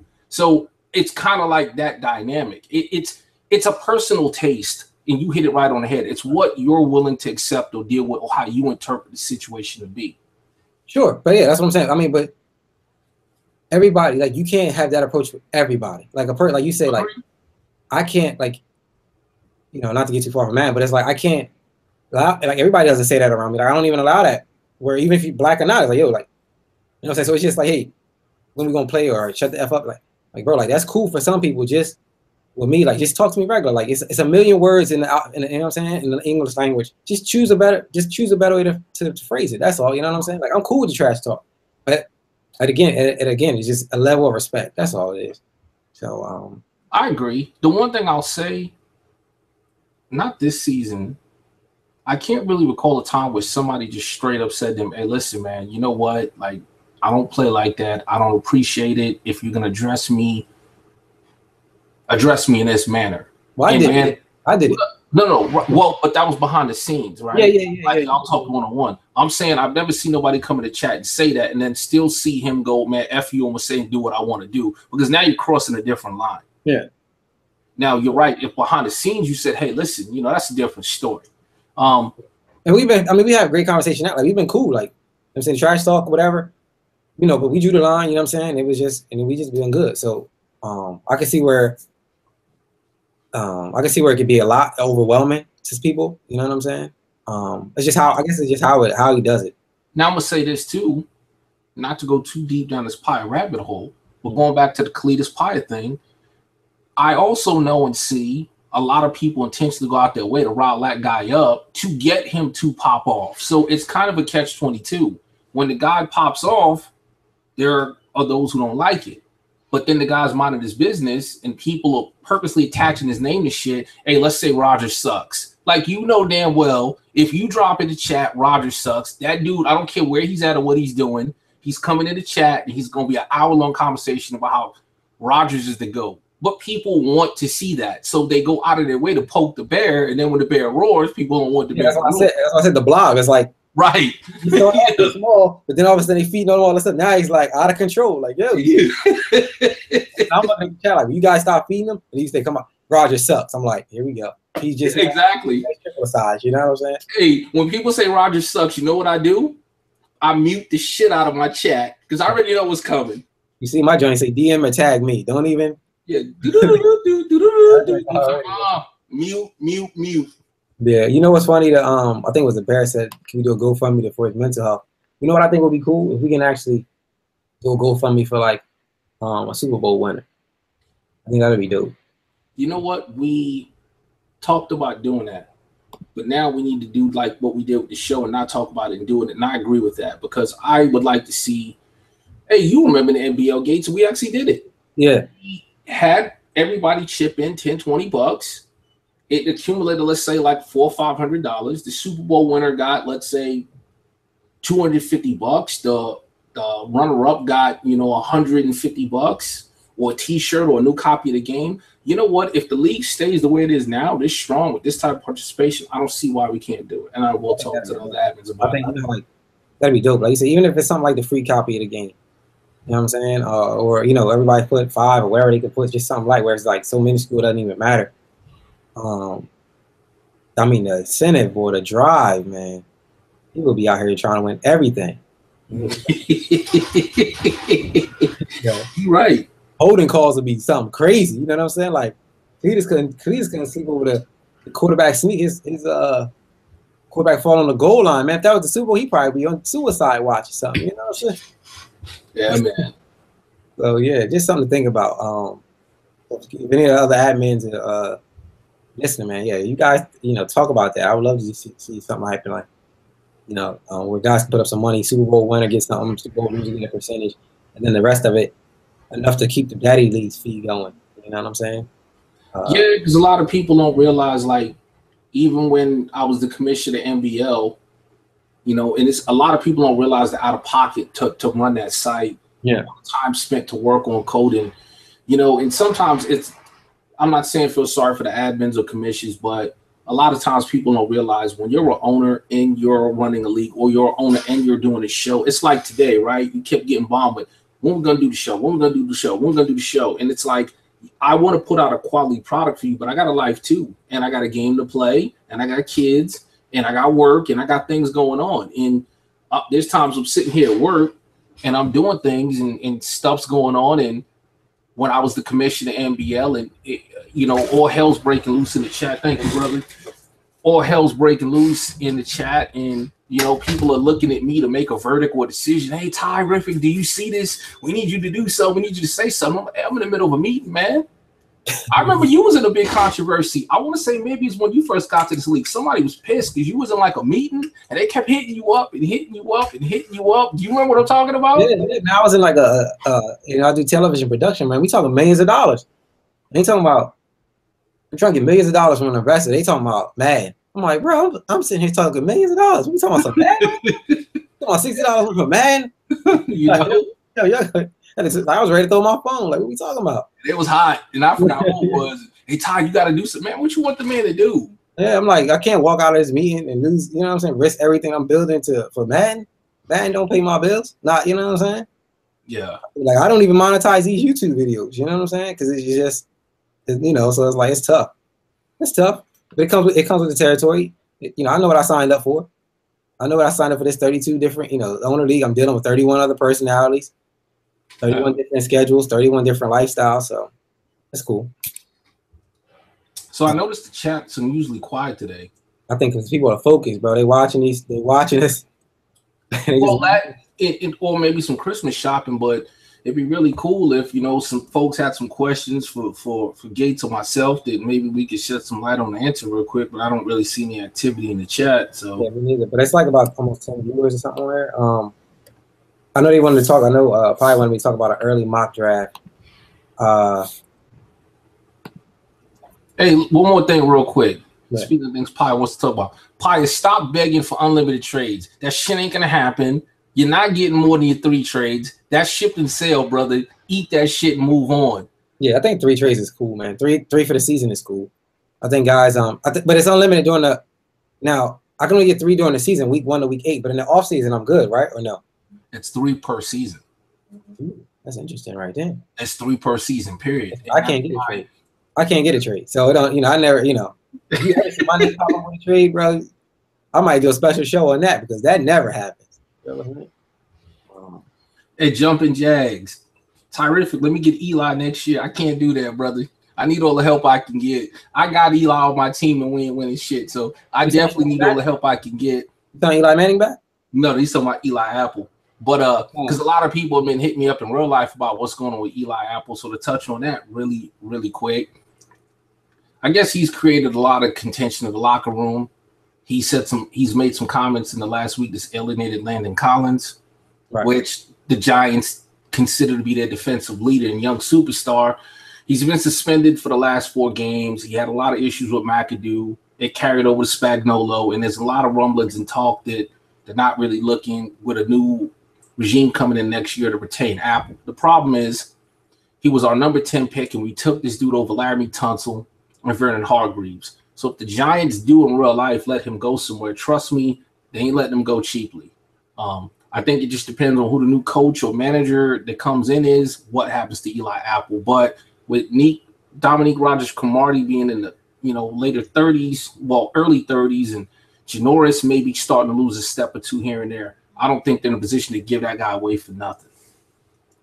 Yeah. And I think you didn't need to translate that in your decision as far as him as in the league. Like if you do decide to let him go, just understand he's not going to go something cheap. No, the only reason why I translate that because I've actually had people hit me up in real life like, "Hey, what's going on with your G, man? What's going to happen with Apple next year?" And so, yeah, Steelers would like us to break down the games. Yeah, we can do that. Let's just real quick. I just want to touch on this draft real quick. Nothing too crazy. I'm gonna just do it like this. I'll put a spin on it like this. I think the top 5 teams that get draft picks will be Texans, Bills.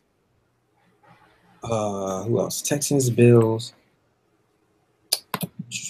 I'm hovering around there. I'm positioned to my Super Bowl pick, brother. Well, let's say top 5 picks is Texans, Bills, Eagles, Cards, Panthers. Those are the top 5 picks. Early mock draft, we'll call it like this. Texans, what do you feel like his focus should be coming up in this draft? How does he utilize his first 2 picks? What does he get?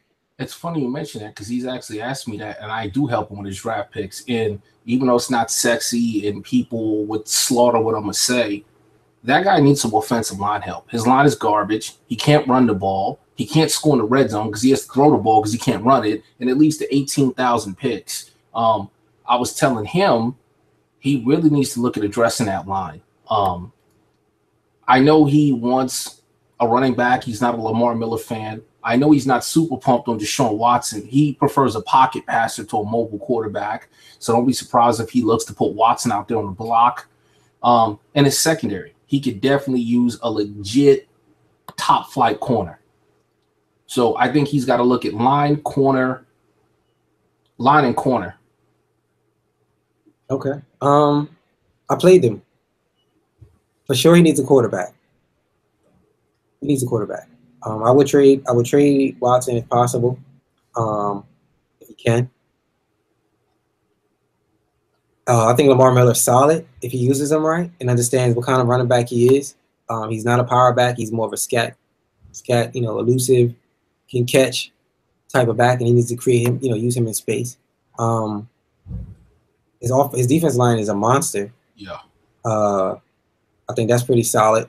His linebackers are solid. Yeah, I think his defense is because he gets such a great pressure from his defensive line.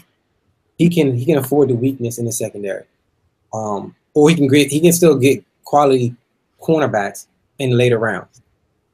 For sure, quarterback 1, offensive lineman 2.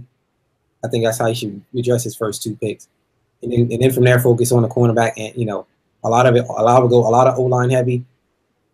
Or keep Watson, keep him as the backup just in case, and then look for a quarterback and definitely look for offensive lineman. I agree with you there. So let's go to what is that other team? Bills. How does the Bills use his pick? Keep in mind he had the best quarterback in the draft last year. First of all, it's tough because he doesn't. I see this guy play a zillion online games, and he hits me up to lab every time he sees me online because he's a Cali guy and he's out up late nights. But then when it comes to the game, like none of it translates. He used to be a solid run-first guy and mix in passing.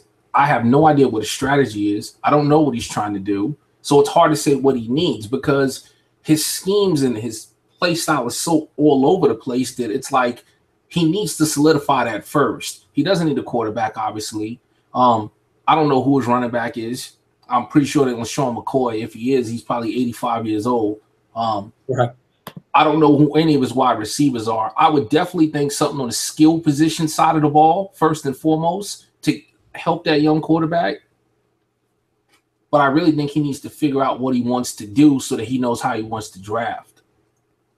Yeah, I agree. I haven't watched him play yet. And then from the sounding, like, he just sounds like he's using the Steelers style of play, organized chaos, I like to call it. Where I'm going to just go out here and wing it and figure it out. You know what I'm saying? Yeah. But he has the tools. McCoy is his running back. I think because he drafted such a good star quarterback, he now needs to build that, focus his team around that. Regardless if he has a scheme or not, he just needs to give this guy weapons. He still has Sammy Watkins. But I would look to put somebody young, fast as possible on that other side of Sammy and then get a running back, get away from McCoy. He had his time. You know what I'm saying? Use him in power situations or, almost run the Eagles style offense where you have the two backs on the field all the time. You know how you guys used to do it with the thunder and lightning type combo? Yeah. You know what I'm saying? Just to make it, again, just to have people thinking. So 2 good receivers, 2 good running backs, and that great quarterback would definitely open up his offense. And then I don't know what he's like on the defensive side of the ball, but for me, I think looking at his team, he could just address them 2 things first. Yeah. We have the Eagles. You played the Eagles. You know more about his game and team than I do. How you feel about the Eagles? Eagles isn't bad. He too is trying to find himself, but he's run first. I'm trying to think who his running back was. When he played me, I got pancaked 30 times in that game, no exaggeration, and he ran for 200 yards, which I never give up. So I'm trying to remember who his running back was. I'll tell you right now, his running back is Anel Palmer Jr. Yes, he's I don't know what he is. He's a 2-year pro. Yeah. Well, he doesn't need a quarterback for sure. Wentz is nice on the game. He's got Alshon. I know Alshon's a little slower. His receivers, tight ends are all right. His line is all right. I mean, he's got some guys getting older on the line. I wouldn't spend the number 1 on him. He doesn't have a lot of holes, believe it or not. And the Eagles in real life or in the game, they don't have a lot of holes. He's just not playing well. So he's has the luxury to draft best available as opposed to having to fill a need, in my opinion. Yeah. Looking at his team, he has a solid running back. The running back is not bad at all. I think he's hurt, but he's not bad. Even the backups don't look too bad with Wendell Smallwood and Leo Paul. They're all 90+ speed. Every carry and things of that nature. I think he should address the receiver situation. Yeah. Because all these guys have 89 speed except for Jordan Matthews. And based on stats, it doesn't look like he's feeding Jordan enough. But yeah, he doesn't really have a lot of holes. So I would probably go receiver. And then how was his pass rush? Just based on what I see on stats. Hey, his pass rush is good. I mean, every time I play the Eagles, even online, yeah, Cox and Graham get there. Oh, okay. Yeah, so then Cox and Graham get there. Yeah, I would go receiver and I would go cornerback. I think his secondary might need some help. That's where I would look for the Eagles. Then we have the Cardinals, your buddy Champ. Now is Champ's 2-7. Now is he MIA? Champ played some decent. Champ played a decent amount of his games this season. He's just been real quiet with it, but he's playing.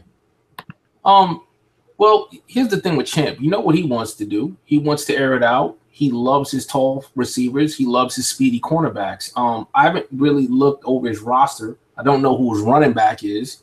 I know he doesn't have David Johnson for a fact. He's on the Colts. Yep. But Champ's not big into the run. So forget what he needs. What he will do if he actually participates in the draft is he's going to look at a receiver or corner. That's Champ's MO. He does it every season, and that's where he's going to go. Regardless to what he needs. Who's that quarterback? Who's his quarterback? I forget. I don't think his quarterback was bad. Yeah, he's actually the guy leading in passing yards. Yeah. because he bombs it to Stupar. Just like I think he's got the #1 quarterback yards wise and the #1 receiver yards wise, if I remember correctly. Yeah, so I think he should definitely fill that hole with the running back losing David Johnson. And he also needs to do address. He needs to give. Now, does he have the Honey Badger at corner, or does he have him at safety? I think he's at safety. So if he has him at safety, then he needs to get another corner. But Brandon Williams is fast, but he's not what Cromartie used to be for the Cardinals. Well, that is probably getting up there in age too. Yeah. Right. Remember, I took the Cardinals to the Super Bowl last. That's what I used last year, so I know that team. I mean, he has great linebackers and things like. Oh, he lost Buchanan too. Yeah. He's really broken that team, so he has to figure it out. I think he needs to address all the holes that he first lost and then fill up where he needs help. But for sure, I think this first 2 picks, running back and cornerback, or running back and linebacker, he has to fill them 2 holes. That's where I see the draft should go. Before we do break down to the next game, the Saints asked me who has opinion he thinks has the best scheme in the league and who has the best skill in the league. I seen that question. I don't think you can answer that. I wanted to talk about that as like in his own episode, but like, scheme versus skill. That's sick. I'm gonna answer it. That's user skills. That's tough, man. That's why I said, because there's a group of guys I think are equally as talented. That's tough. I think sometimes with user skills, I'll do this. Quarterback, to me, Cletus has this. Him and Pi have the best rollout style. Yeah. With the quarterback. These guys are rolling out. You know what I'm saying? They don't even wait 2 seconds. You can hike the ball as soon as a guy looks like he's going to beat the guy. He's going to roll out. You know what I'm saying? But they roll out and they still make the throws. It's a high risk, high reward. You're throwing on a run off the back foot, things like that. But as far as that goes, I think they have great user skills in that regard. I think WAP has. I think myself, WAP, Boone have great defensive user skills on defense. I think you got to put Paya and Creasy in there too. Well, Creasy I haven't seen this season, so I don't know if Creasy lost his skills or if he's still consistent. It'd be interesting to see how that pans out. His user was okay, but I know he also didn't have the person he wanted to use. But I think Paya made this comment, and I agree with it. A lot of times you think of Paya, you think of offense. But low-key, Paya's user is really good. It's as good, I feel, as like WAP or you or Boone. He generates a lot of turnovers. He jumps routes really well, and he positions himself really well. And I don't think that gets enough credit for him. Cletus is another one, like you said, that Cletus is smart. Cletus puts his people in the right position. He's good at anticipating where you want to go, and he's able to generate a decent amount of turnovers. Yeah, I think it depends on, like, for example, okay, let's just break down Boone for a second. Boone has good user skill. But we talked about in the previous episode, Boone also used Bobby Wagner. Boone now doesn't use Bobby Wagner. And Boone user skill doesn't seem as impressive as it did last season. WAP doesn't use Buchanan. He used Eric Kendricks. Eric Kendricks has good stats. But a lot of that stuff is WAP is doing on his own. You know what I'm saying? I don't know who Pi uses. Like, for me, it's like, who are these guys using on the field? Are they using their best player? Like, I don't really use Deion Jones. I let him just do him and be great. I use the weaker of the two. Like, I can go pick a guy who has 50 awareness and just using him. Are these guys taking that same risk? I know you could do that. Like, you're having a rough season, but you got solid user skills as well. It all depends. I think it all depends. It's a loaded question, and it's tough. It's really tough. Well, and that's why I said I kind of can't really answer what's the best scheme, because what makes a good scheme? To me, a good scheme is about you have a strategy on offense and defense that you use and employ with multiple looks out of it to keep your opponent guessing, that you can use to get a stop when you need it or take away the ball at will. So I don't really think you can say one person's scheme is better than another person's, because it's about execution. Like, if you gave me and you the exact same scheme, I might could be 6-10, and you might can be 10-6, but it's the exact same plays. It's how you work them plays, how you hot route them plays. Like, so to just say somebody's tight formation is better than somebody's ground and pound, or somebody's 5 wide is better than somebody's I form, I don't know. What are you basing that off of? The success of their win losses? Like I don't know how you can judge that. Yeah, so I mean, yeah, you almost have to break it down in pieces. And then some guys have good schemes. Like the Steelers has a good defensive scheme. Doc has a good defensive scheme. They can't win though. You know what I'm saying? Like they might not have the best necessary user, and they'll say that they have good schemes. They have great defense. Right, and that's why I said I don't know how you can say who has the best scheme in the entire league of 32 owners. Basically, I mean, you can look at everybody that's really successful in the league and say them if you want to say that. It's comfortability into it. It's consistency. It's, you know what you got. You know I'm going to run this. Can you stop it? And I can still go down the field and do what I got to do to put me in a position to win. Yeah, I agree. Now, but then how much of it is sorry about that, Justin. Like how much of, I think you need a combo. I think you need a balance. For example, I have a scheme and also have user skills, but you know, sometimes I might need the user skill to step up because my scheme ain't working. You know what I'm saying? Sometimes my scheme is on point where my user skills, I can afford to overrun a route or miss that tackle because my scheme has just been so good that whole point of the game. I think it's like I say, you know, it's so loaded. I think with me, the guys I've played, I think the Seahawks has the toughest run scheme for me. Only because again, he'll run on 3rd and 30. His brother just did it, 3rd and 16. He ran a damn like draw. I'm like, dude, like what? You know what I'm saying? I'm like, what? I just play hard defense for 2 whole series. I'm like, yo, go ahead and throw the ball. I got it. He throws a draw and gets it. I'm like, you know what I'm saying? Like that's his scheme. He's a good run scheme. Pi has a great passing scheme. You know, you see that now with Tyreek Hill. That's the piece he needed. Like, you know, back to your Jordan analogy. I know he's getting the ball. I see him. I know he's getting the ball. He knows he's getting the ball. Or is his opponents not knowing he's getting the ball and nobody's spotlighting this guy? He's still throwing the ball because that's his scheme. You know what I thought was pretty cool when I played him? I felt pretty good about the fact that I kind of locked Tyreek Hill up and I didn't spotlight him. I just... But yeah, I'm saying spotlight not using the function. Yeah. Like you play. I need to know where Odell Beckham is all the time on the field. Is he a tight end? Is he, you know, he's not gonna play tight end, but I'm just saying, is he in the slot? Is he in the wide? Is he gonna run some type of reverse? You know what I'm saying? That's what I mean by like are you consistently watching this guy? Because I know your scheme. You have a good scheme. If you feed him the ball, Pi is gonna find a way to feed this guy the ball. I see it with Will. He's throwing it to Perryman. He's throwing it to Ross. Somehow they're always gonna find he's gonna get these guys the ball, and their schemes are based off of that. I'm just looking in the chat, and Pi said he uses Feeney and he has 8 picks, but the bitch is out 4 weeks. So now let's see the pressure that he has now, the boom situation, because you don't have your best linebacker back there.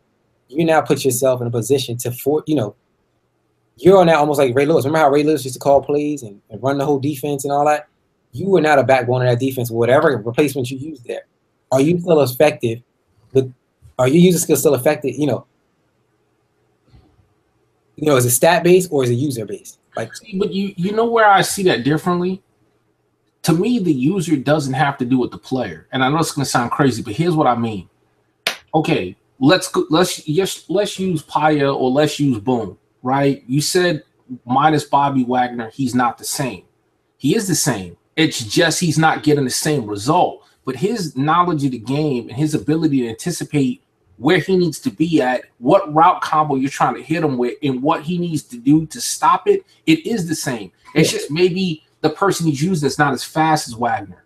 Maybe his hands are not as good. So to me, the player doesn't have to do with the user. So when I talk about people with good user, like to me, Paya, I don't care who he uses. He might not be as successful with Joe Smith as he is with Feeney, but he's still going to be able to make you rethink where you want to throw the ball based on where he's at. He's still going to have an effect on the game. He's going to make you think twice. He just might not get 4 picks in the game. He might get 2. Sure, but he's still a threat. Yeah, he has good. He has great field IQ.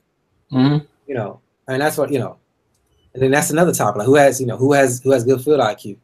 Because for me, it's like, okay, who's the person that he's using? Yeah, Boone isn't as successful, but for sure, he's definitely still in the same vicinity of where the play needs to be. You know what I'm saying? But to me, it was like, how much of that help was Bobby Wagner's ratings? That's what I'm saying. Like, no, there is some validity to that, and that's why I'm saying I think someone's still going to be effective. But you're right. Like Bobby Wagner is a defensive game changer. Yeah, because you see the impact that he has now on the Patriots. He turned the whole damn defense around. You know what I'm saying? Everybody that talks about playing the Patriots, they say, "Yo, his defense." He's like, he'll tell me, "Yo, Bobby Wagner did this. Bobby Wagner did that," and I'm like, dude, because his ratings are so high. Buchanan on the Redskins, he has allows somebody to myself, Deion Jones, yourself, Eli Apple. It's somebody you can just feel comfortable leaving on the island, allowing them to make. It takes so much pressure off you as the user. You know what I'm saying? So that's a tough, loaded question. It's good. It's a great question. Yeah, it is. How much of a person, how much of it is scheme versus your skill? Is it more scheme heavy, or is it more skill heavy? You have to find a balance because every game isn't the same. Every 16 games is the same. All these 32 owners aren't the same. I can't play. I got good skills. I feel like stick wise, I'm better than the Jags, but he had better scheme. You know what I'm saying? His scheme worked. His scheme outworked the shit out of my scheme. You know what I'm saying? So, that's tough. I think it's any given Sunday. Anytime you step on that field, it's execution. We'll just wrap it up in one word: execution. Yeah. All the Bulls used to say, X and O's. The Spurs do it all the time. Who can execute well? That was a great question, man. Cletus said, go through each team needs will be kind of cool. But we did that kind of with the first top 5 draft picks, right? Going through the teams and what they needed. Yeah, Ty, you still there? I am. I'm looking at something in the chat. Okay. I'm looking at Pi's comment because that's what he said in the chat right now is exactly what I was saying about him. Like he said, also, he loves to push the limit. But if he knows he legit offended someone, he's not a complete dick, and he's usually quick to apologize. And that's why I said, I enjoy the energy that he brings to the chat and the feistiness. And because I know he doesn't mean harm and he's a good dude, he just gets a little riled up. I never feel any type of way about it, But going back to what you said about Cletus's question, it was a good question, but you're right. That would probably need to be another show to break down all of the team needs of everyone. Yeah, so that's why I just told him, like, we'll just do 5 next episode. We did 5 this episode. We'll just leave it at that.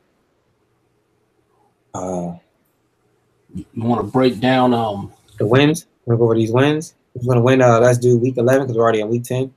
No. All right, let's do it here. We got let's go to the schedule here. I'll just run it off the daddy leagues. We got Cards and Rams. Who are you going with? It's hard because I don't know if Son is playing his games or not. I think he may have played a few, but he's not playing a few. So obviously, if you don't know if it's going to be a computer game or if he's going to play, it's kind of hard to pick that. If I had to pick if both of them played, even though I like what Son does, I would go with Champ. Even though Champ's had some games where it was a tough game against Washington, he's going to stress you out with a lot of vertical, deep passing game. And he's going to get his passes. Like low key, and I said it to WAP, if that game would have been closer, WAP could have lost because WAP couldn't stop his deep ball until WAP started using the D lineman on the line to generate pressure. He just couldn't. Like the animations, the corners get sucked. I can't tell you how many times I've been on the end of a WAP deep ball and I'm in position and I'm standing there. My guy won't do nothing. So I'll go with Champ. Okay, I'm going to go with Sana. I think because I see him play Seahawks tight all the time. And when you play that type of competition, consistently, I think that helps your game. And I think that helped his game as he's now in the lead for the division. I think he can keep that momentum going if he decides to play. Champ also has to decide to play. That's an iffy game. It might be a sim, you know what I'm saying? So Bill said that Son has been playing, so yeah. That's going to be a different dynamic. Yeah, I'm going with the Rams on that. I'm going to go with the upsetting Champ. Okay. We got interesting here. We got the Chargers, Franco, who's 5-4, and we got the Chiefs who are 5-4. How do you feel about that game? It's hard, right? Like the easy thing to do is say Chiefs, but Franco plays the boards tough. They play each other twice a season, and they are normally competitive games. I think Franco is playing well, but I'm gonna give the edge to the Chiefs. I think Chiefs got off to a rocky start, but he's riding the ship now, and I think he gets this game. Yo, I've been watching the Chargers games, man. Since he's been on the show, he's turned it around. Where I thought he would have been one of them 1-8 teams, 2-2 some teams. He's not that. He's not that. I don't know if it's because he doesn't want to be embarrassed because he was on the show and said some things. He's really turned it around. The Chiefs, where I thought was once down, easy dominant, easy win. It's a coin toss for me every game. The Tyreek Hill trade was huge for him. To be honest with you, man, I'm going Chargers. He did lose Mel Gordon. Hopefully, he took my advice and signed somebody off the practice squad and filled that void. But I'm going Chargers. Is this a game of the week? Let's in front of me. Based on record, it might be the Raiders and the Browns. Ooh, yeah. So we'll be down there. We got Colts and the Bucks. Bucks is another one like me and Boone that hasn't necessarily had it this season. You called him out on the last show, and rightfully so. He's been a lot more mellow. He hasn't broken any rules, but I don't know if that took away some of his potency or I haven't watched his gameplay to see what's happening, but I know he's struggling. I'm going to give him the win over the Colts, though. Until I see more from the Colts and know more about the Colts, I'm going to go with the Bucks. He's in a slump. I did call him out on a reality check episode. Hopefully to fire him up, but he's definitely been in a slump. He played the Saints pretty well, and I think that became in overtime. I think he just needs to fine tune it to get his confidence back. He needs to, maybe that is something that's like you're breaking the rules. I told him he needs to let that go and just play ball like he did. So he be the same guy who used to hit me up like I'm like win a division, things like that. And he hasn't been that. The Colts, I gave him some key tips. Hopefully, he won a game that the last time that I thought he was going to lose, but he didn't. I suggested him just run this whole offense through David Johnson and, like you said, pound the ground and play action it to death. I'm gonna go with the Colts. I'm gonna go with the Colts. I think he can hopefully take that advice and then do that. I'm gonna go with the Colts because the Bucks is in such a slump. He hasn't been the same since that violation rule, so I think that's still playing in the back of his mind somewhere. We have Cowboys and the 49ers. Moondog. I have not seen the new Niners owner, which I think is Wop's brother, play. So I have no idea what he brings to the table. So just off not knowing, I'm going to go with the Cowboys because I have absolutely no idea what Niners is about. I'm disappointed in Moondog. Moondog, if you're watching, bro, I'm disappointed in you. Disappointed in you.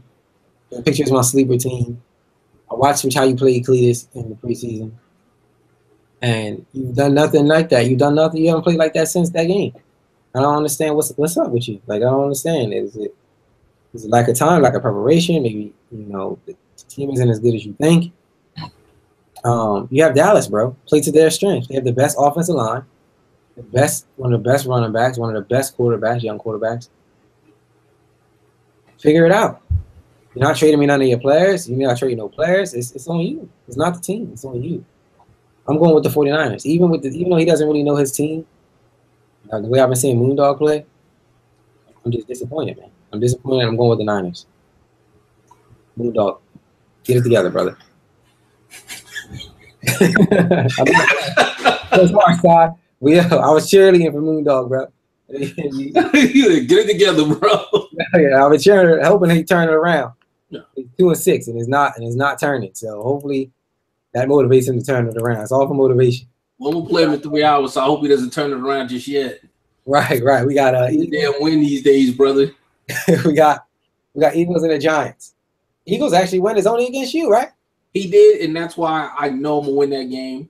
That was my infamous pancake game, but I know why I was getting pancaked, and I've tightened that up, and he had nothing else. And if there's one game I win the rest of the season, I'm gonna win that game right there. I ain't letting that dude get that game. I'm going with Eagles, Si. I can deal with it. I know. No, I'm lying. I'm lying. I'm gonna go with you because I know how you played the first game, and that wasn't you. You were doing things I never seen done before. Like I said, shotgun, tight sets on 2 yards of the goal line. Like what? What? You know what I'm saying? Making throws as you normally don't make, things like that. I mean, I only say the Eagles because your quarterback, bro. He's so unpredictable. Yeah. I don't know who's going to show up. Is he going to be the guy who can't hit the drag route, or is he going to be the guy who wants to what's the name? I know for sure you need to draft a quarterback. You need to get away from him. You need to get a quarterback. You need to go get the what's the name's quarterback. Who we say need to trade his quarterback? The Texans. You need to go get him. I don't think Webb is horrible. I just think he needs work. I mean, like, short of drafting a superstar QB, I'm not going to get a guy with better stats. But that's why I don't know why he can't make these throws. Yeah. Yeah, I'm gonna think you. I think you're gonna do that. I think it'll be him. Because you don't want to go 2-7. No. Yeah, so I think you'll get the edge on that. Then we got Jacksonville and the Broncos. I don't know what happened with Doc. He was 2-0. He ain't won a game since. Doc, you're still on kryptonite. I mean, the Jacksonville probably popping champagne. They're probably, you know what I'm saying, at the strip club right now, throwing ones since they just beat me in that type of fashion. They're on steroids. You know, they're doing all type of things in Jacksonville right now. I see him putting up a lot of points on Doc in that game. How do you feel about Jacksonville and Broncos? I do think Jags. Well, let's look at what Jags has done.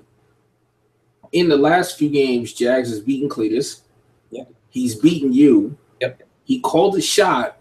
That dude's confidence is sky high right now. Yeah, he's on something. He's on cloud 9 right now. He's gonna win that game. However, I don't know why putting up a lot of points on Doc. If Doc does one thing well, it's he D's up. Doc doesn't tend to give up a lot of points. He's just not going to score a lot. Jags is winning that game, but Doc has a way of being able to befuddle what you like to do on offense. So I don't see it being a blowout. I think that it'll be a blowout because Doc's defense is always on the field too long.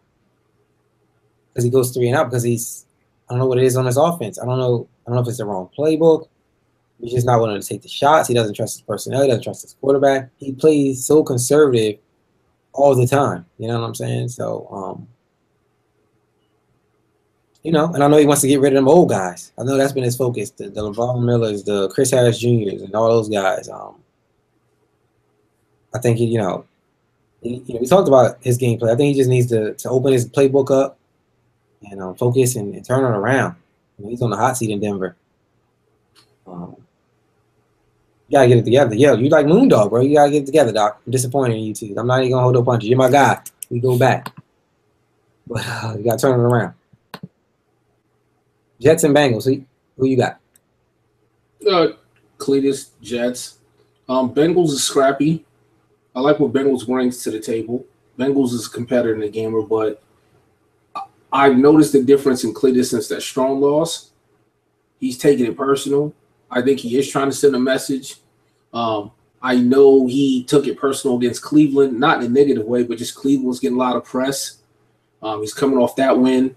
I know he doesn't want to lose any momentum going into the strong game. So even though Cincinnati's a gamer, I don't see him having enough to fend Cletus off.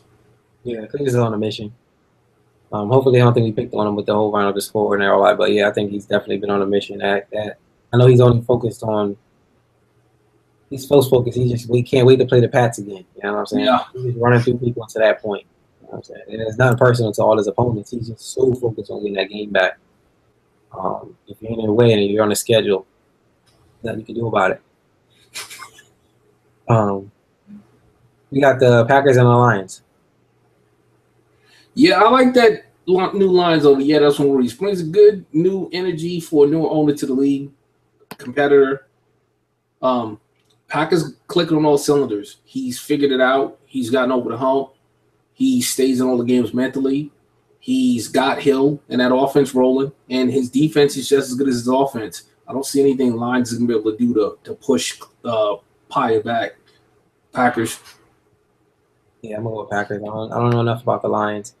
I think the only team that could probably steal a game from the Packers are the Vikings because he's back now, and then I think even the Bears might can sneak one, but Paya's seems to be on a mission.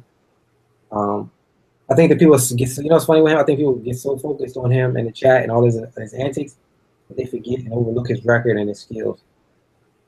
Like he's always like, you overlook all that because he's so annoying. Or people say he's annoying in the chat and things of that nature, but he wins games. He's always in the playoffs, the NFC Championship or the second round or whatever. Yeah, you know, Lions. I don't even see it happening. We got Panthers and Seahawks. Hey man, I kind of call Panthers as an early sleeper. In Panthers never gets a lot of love because you never see him in the chat. Quiet guy, he just gets in and plays his games. I know he just had surgery, and that's kind of somewhat maybe affecting his ability to play. And I don't know exactly why Boone is not clicking. That's going to be a lot more interesting game, I think, than people think. You know what? I'm going to go out on the limb, brother. Upset special. I'm going with the Panthers. Nah, I can't see it. Panthers are in this situation. I told you, Panthers are so struggling so much, they put Cam Newton on the block. He has the receivers. I looked at his roster. He has the running back. And Boone is so focused. He's like Bill. They both are so focused. They want to turn it around. And I think Boone is just going to continue to do that. I know he wants to win the division, so he gets that spot. So I think I'm going with the Seahawks on it. I mean, the key to victory is whoever runs the ball better. And that's why I think it's going to be close. Yeah. And if it's close, I'm just a little worried because I just don't know what's off on Boone's game. I haven't seen him like this before. And I'm not saying he's weak and ripe for the picking, but Panthers is better than I think that people give him credit for. Yeah, it's just on him. It's just on him because he plays me tough sometimes. It's just on him. I think Boone is the same person. It's just his team is different. There's no Sherman there. There's no Earl Thomas there. There's no Bobby Wagner there. There's some young guys who aren't the same guys. Cam Chancellor is like 86 feet or something. You know what I'm saying? Yeah, Boone was a powerhouse with the Ravens last year, and they wasn't exactly loaded with a bunch of big-name guys. So, sure. But he built that team up to that point. Versus coming in, he was on the other side of the spectrum. This team started off good. Now they're on a rebuild. Versus the Ravens, he was on a rebuild, and then he made them good. You know what I'm saying? Yeah. So, unfortunately, he's now in a Seattle rebuild. Like he's trying to fill these, it's hard to fill that Earl Thomas void. He went right to Jacksonville, and he's like their best player. Bobby Wagner made a huge difference in the Patriots. Richard Sherman, I don't even know what team he's on, but for me, I told you, like I'm testing them guys, and that's what I did in that game. Like I don't know them guys. Make me know who them guys are. And hey man, that Cletus shit is killing me. He was like, get it together, brother. He was like, that's your version of come on, man. Yeah. Get it together. Because you had disgust in your face, man. I'm disappointed. Moondog, get it together, brother. We got I'm taking the Seattle, man, in that game. We got Pats and the Bills. Next. Pats. Yeah, Pats. I don't even need to break that down. Sorry, Bills. It was easy. Put the bud down, bro. I know you in Cali, and the greenery is amazing there. Stop sending 18,000 pictures of the houses you're going to paint to the chat. Stop taking pictures of your hands with all that ash on them under the bud. Get some lotion on them hands, brother. Get a stick in them hands. Let's get going on that game. Right. You're winning in real life. I get it. It's time to win on Madden. Get it together, brother. That's my slogan. Stop going fishing, man, and pick up them sticks, brother. Get it together. Ravens and the Browns, game of the week. It's funny because the Browns been get a couple games of the week. And I think that every game of the week that he's lost, right? Yeah. But Ravens is turning it on, man. Ravens is. Yeah, I told you when I seen the Ravens coming. I told you Ravens could have stopped them corner routes to the Browns were doing them C routes. He would have won that game, but he had no answer for that. You know what I'm saying? So, and then Cletus came right behind it and focused on Robinson and the C routes. And that goes back to the topic we talked about as far as tipping people off. You know what I'm saying? Would he have still been that same guy had we not tipped them off? But I'm gonna go with who you got, Browns or the Raiders? I'm gonna go Browns. I think it's gonna be a close game. Ravens knows how to play them. No, Raiders. Oh, Raiders. I thought you were saying Ravens. No, Raiders. You know what? I like Browns. I've been on the Browns bandwagon most of the season, but I like what I'm seeing with my boy Aaron and them Raiders. He's focused. You slighted him the first game of the season. I said, watch out for him. He's been on since then. I'm going with the Raiders, man. Yeah, I think, unfortunately for the Browns, I think the skid continues. Yo, ever since I gave his brother that win over him, he didn't like it, and he's been playing like he hasn't liked it. I'm telling you. Yeah, and the only game he lost is the game where I picked him to clearly be the winner, and he lost that game. But he's still playing like Gates, like like I don't respect him. You know what I'm saying? Yeah, so, I'm going with the Raiders. Yeah, I'm going Raiders, man. And, I'm going with you again. I'll pick you this time, and you lose. And then saying I know it's me. It's interesting to see how that plays out. We got Ravens and the Steelers. Bill told me he was going to shut the F up and play. That was his words verbatim in my DM. He did that. He beat the Browns. He's doing that. I think he's still going to try to do that. And I'm going with the Steelers on this. I agree. And I agree with the commentary. Yeah. Oh, we got Redskins and Dolph. Dolph, we already, first of all, thank you for coming on the show, brother. I know you had to go to work. Hopefully you don't get fired. Right now, the video is unlisted, so none of your employees at your job can see you. You know what I'm saying? But it will go public, so you make sure you don't give out the URL for that. I don't want you to get fired. And he's on this 3-week suspension, so automatic win goes to the Redskins, I'm assuming, right? Mm-hmm.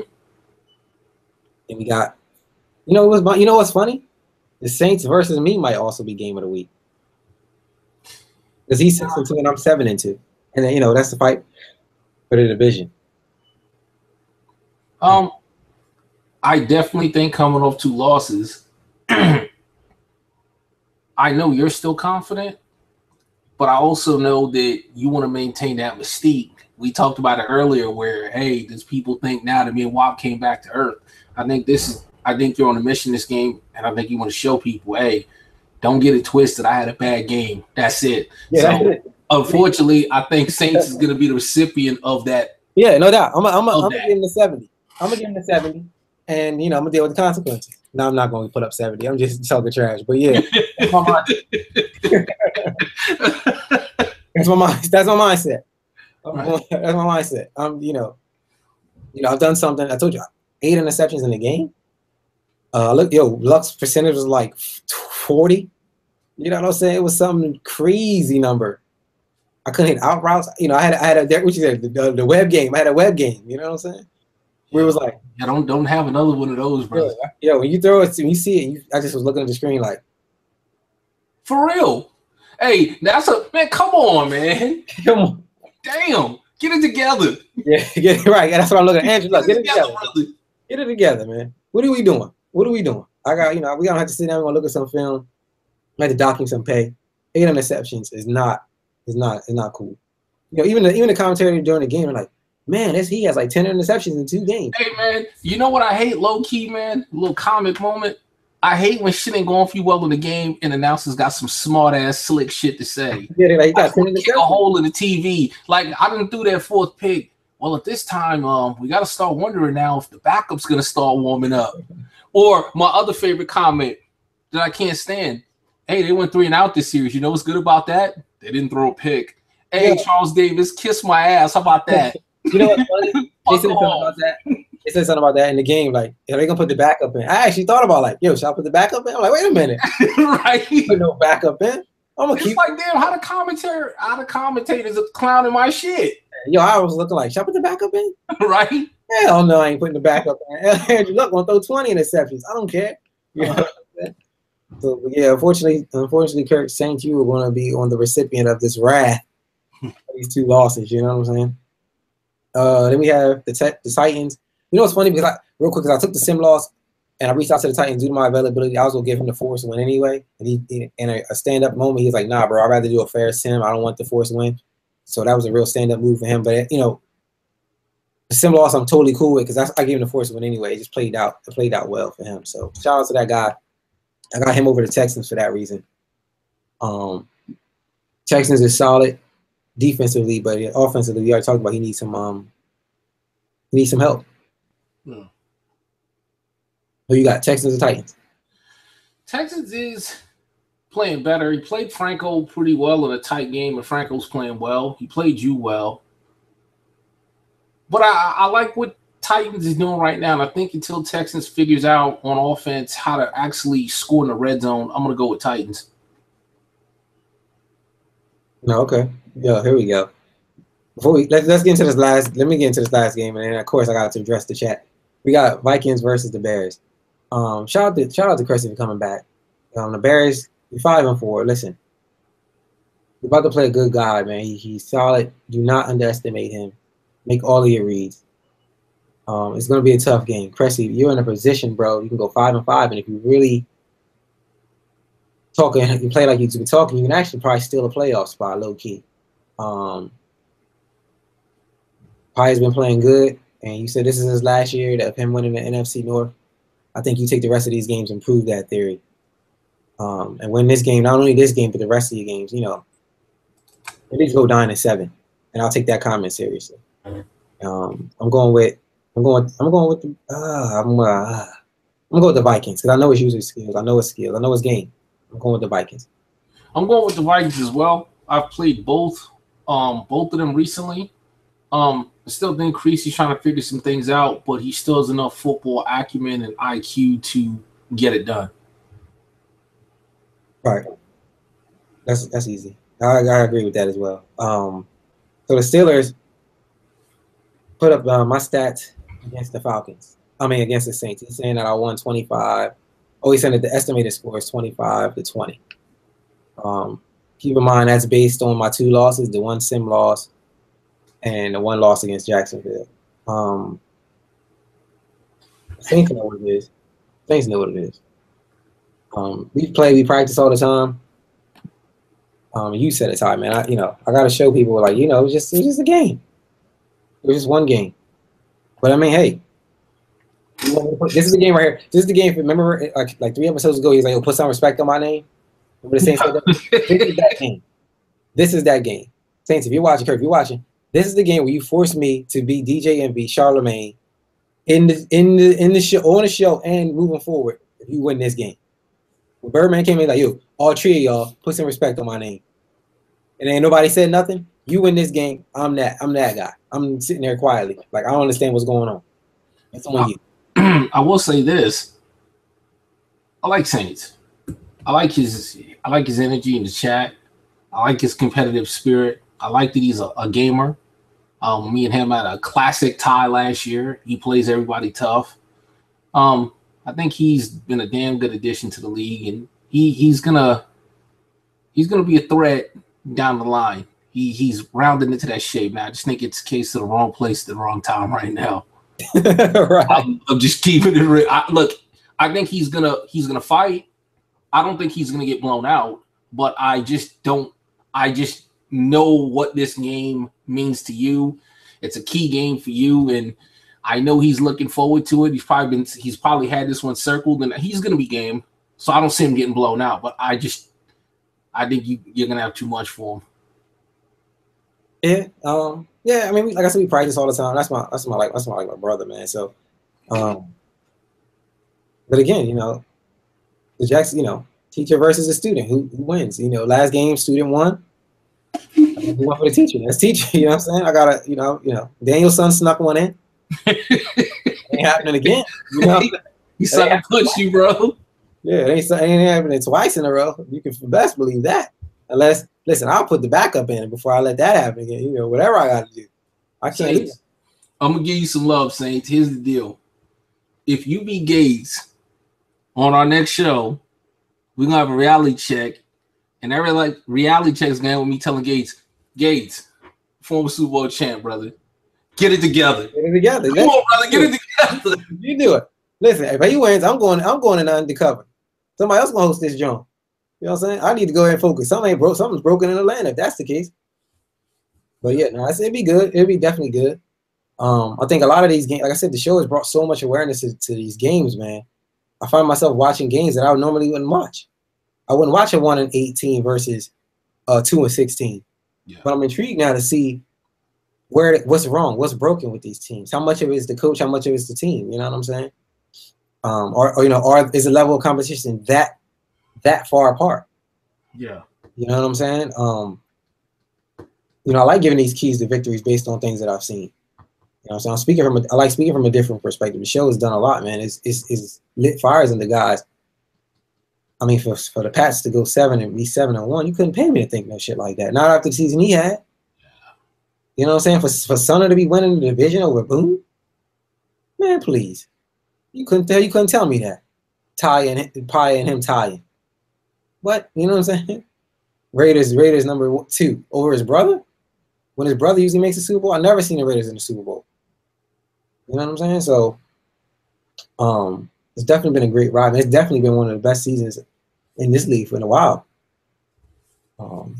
You 2-6, and you know I always busting your chops. You know what I'm saying? Hopefully you turn it around, especially after you almost beat me last season in the playoffs. To go from that to now 2-7 is like crazy. You know where now we're looking at your schedule. Like, are you going to beat the Eagles, who's 1-8? Are we having this conversation right now? You know what I'm saying? But this is where we're at. Yeah, man. This is where we're at. So what have you done for me lately, league? And rightfully so, man. Hey, to quote Bill Parcells, you are what your record says you are. Right. Playoffs. We're talking playoffs? You know, right? Playoffs? You put that in the chat, and like, something about the playoffs. We're like, playoffs? We're talking playoffs right now? I see when you put that, man, but you know what it boils down to? Practice, man. Yeah. Like, not the game I love. Not the game that I go out there and go home when I leave work and die for. We talking about practice, man. Practice. Yeah, I agree. I think, it's funny to hear. It's crazy to hear that the Dolphins on a 3-game suspension. I don't even know what he did, but I don't want no parts of that. I can't afford to take a 3-game hit. It was. I'll provide clarity because obviously with other admins, like we're looking at that.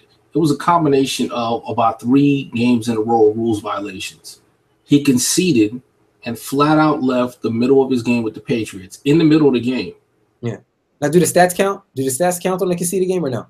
Well, no, because it didn't count. So it had to go through a sim force win for Pats.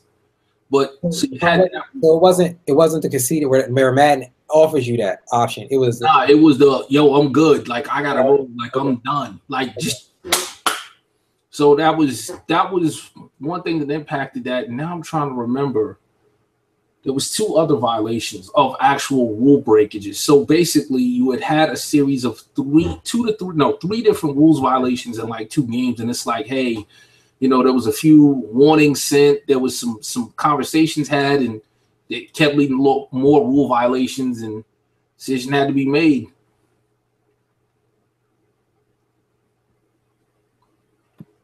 Yeah, I agree. I totally agree with that. It was just funny to see, like, I can't afford that type of hit. You know what I'm saying? I can't afford a 3-game hit. Hey, if you think about it, man, 4 games is a quarter of a season. That man, in effect, almost lost a quarter of a season. Yeah. I agree. But I'm gonna go ahead, man, wrap this show up, man. It's been a great show. We've been going a long time. I don't want you to get fired on your job. You know what I'm saying? You've been chilling. I know you're the boss and all that. Exactly. So unless I'm gonna fire myself. Yeah. No, it's definitely been a great show. I think I'll do maybe probably like a quick one during the week, something just to recap on these next 2 weeks. Not to go too heavy. Definitely looking for a guest for the next one. What best has been with one of the best shows so far. This episode right here. So, you know what? I agree. I would like to see either Paya or Sun Moon. Sun Moon, you're active in the chat every time we do these shows, and you're always present. You'll be coming off a big game with Gates. I'd like to see you on the show there, brother. Either you or Paya. I've asked Cletus, but Cletus has this foolish notion that he's going to be low key and under the radar. I'm like, man, that ship and sail, brother. You can't be low key. You might as well come on the show and the inquiry minds want to know. So I'm gonna continue to work on Cletus. I'd like to see Pio or Sun Moon come on.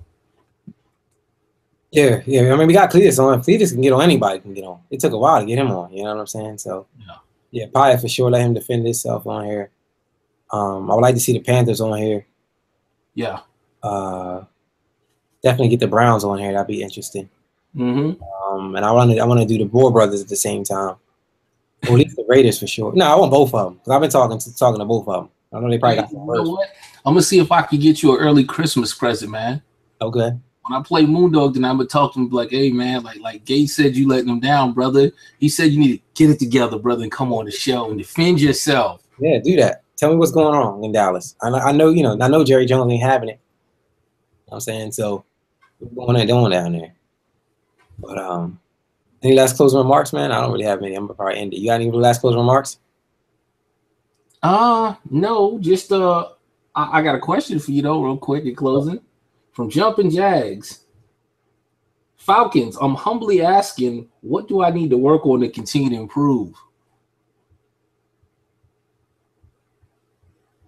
Run the ball more. You were pass heavy. It was something different that I've never haven't really seen from you. I think you played balanced. I just wasn't expecting that type of running game from him. And I think if he does that and play, Who's just his running back? huh? Who's his running back? Fournette or something like that. Whatever his name is. Oh, Fournette. Yeah, Fournette. Yeah. Actually, I think you played. Actually, I think you played a great game. If you just need to play like that all the time. That's your key. Play like that. Treat me like you treat every opponent as if you're playing me. If you do that, then I'll see you in the Super Bowl. Enjoy that win. It was a guy, real quick, there was a guy who used to be in the league, my nemesis, Candyman. Yeah. And, we used to go at it. And I used to tell him, like, yo, bro, you got that, but I'll see you in the playoffs. Jumpin' Jacks, you got that one. I'm going to see you in the Super Bowl. You know what I'm saying? I'm on my Cletus shit right now. I'm focused. You know what I'm saying? Cletus took them 2 losses. He's on a rampage. That's me. That's where I'm at right now. So enjoy that one. You avenged your brother, no doubt. But it won't happen again. Yep. Great show, man. A lot of info. I know we ran really long, but I'm glad a lot of folks in the chat seem to enjoy it. And I think we touched on a lot of good stuff. We had some fun, but we broke down some stuff. So it's a really good show, man. Yeah. Really good show. So Thank you for that, brother.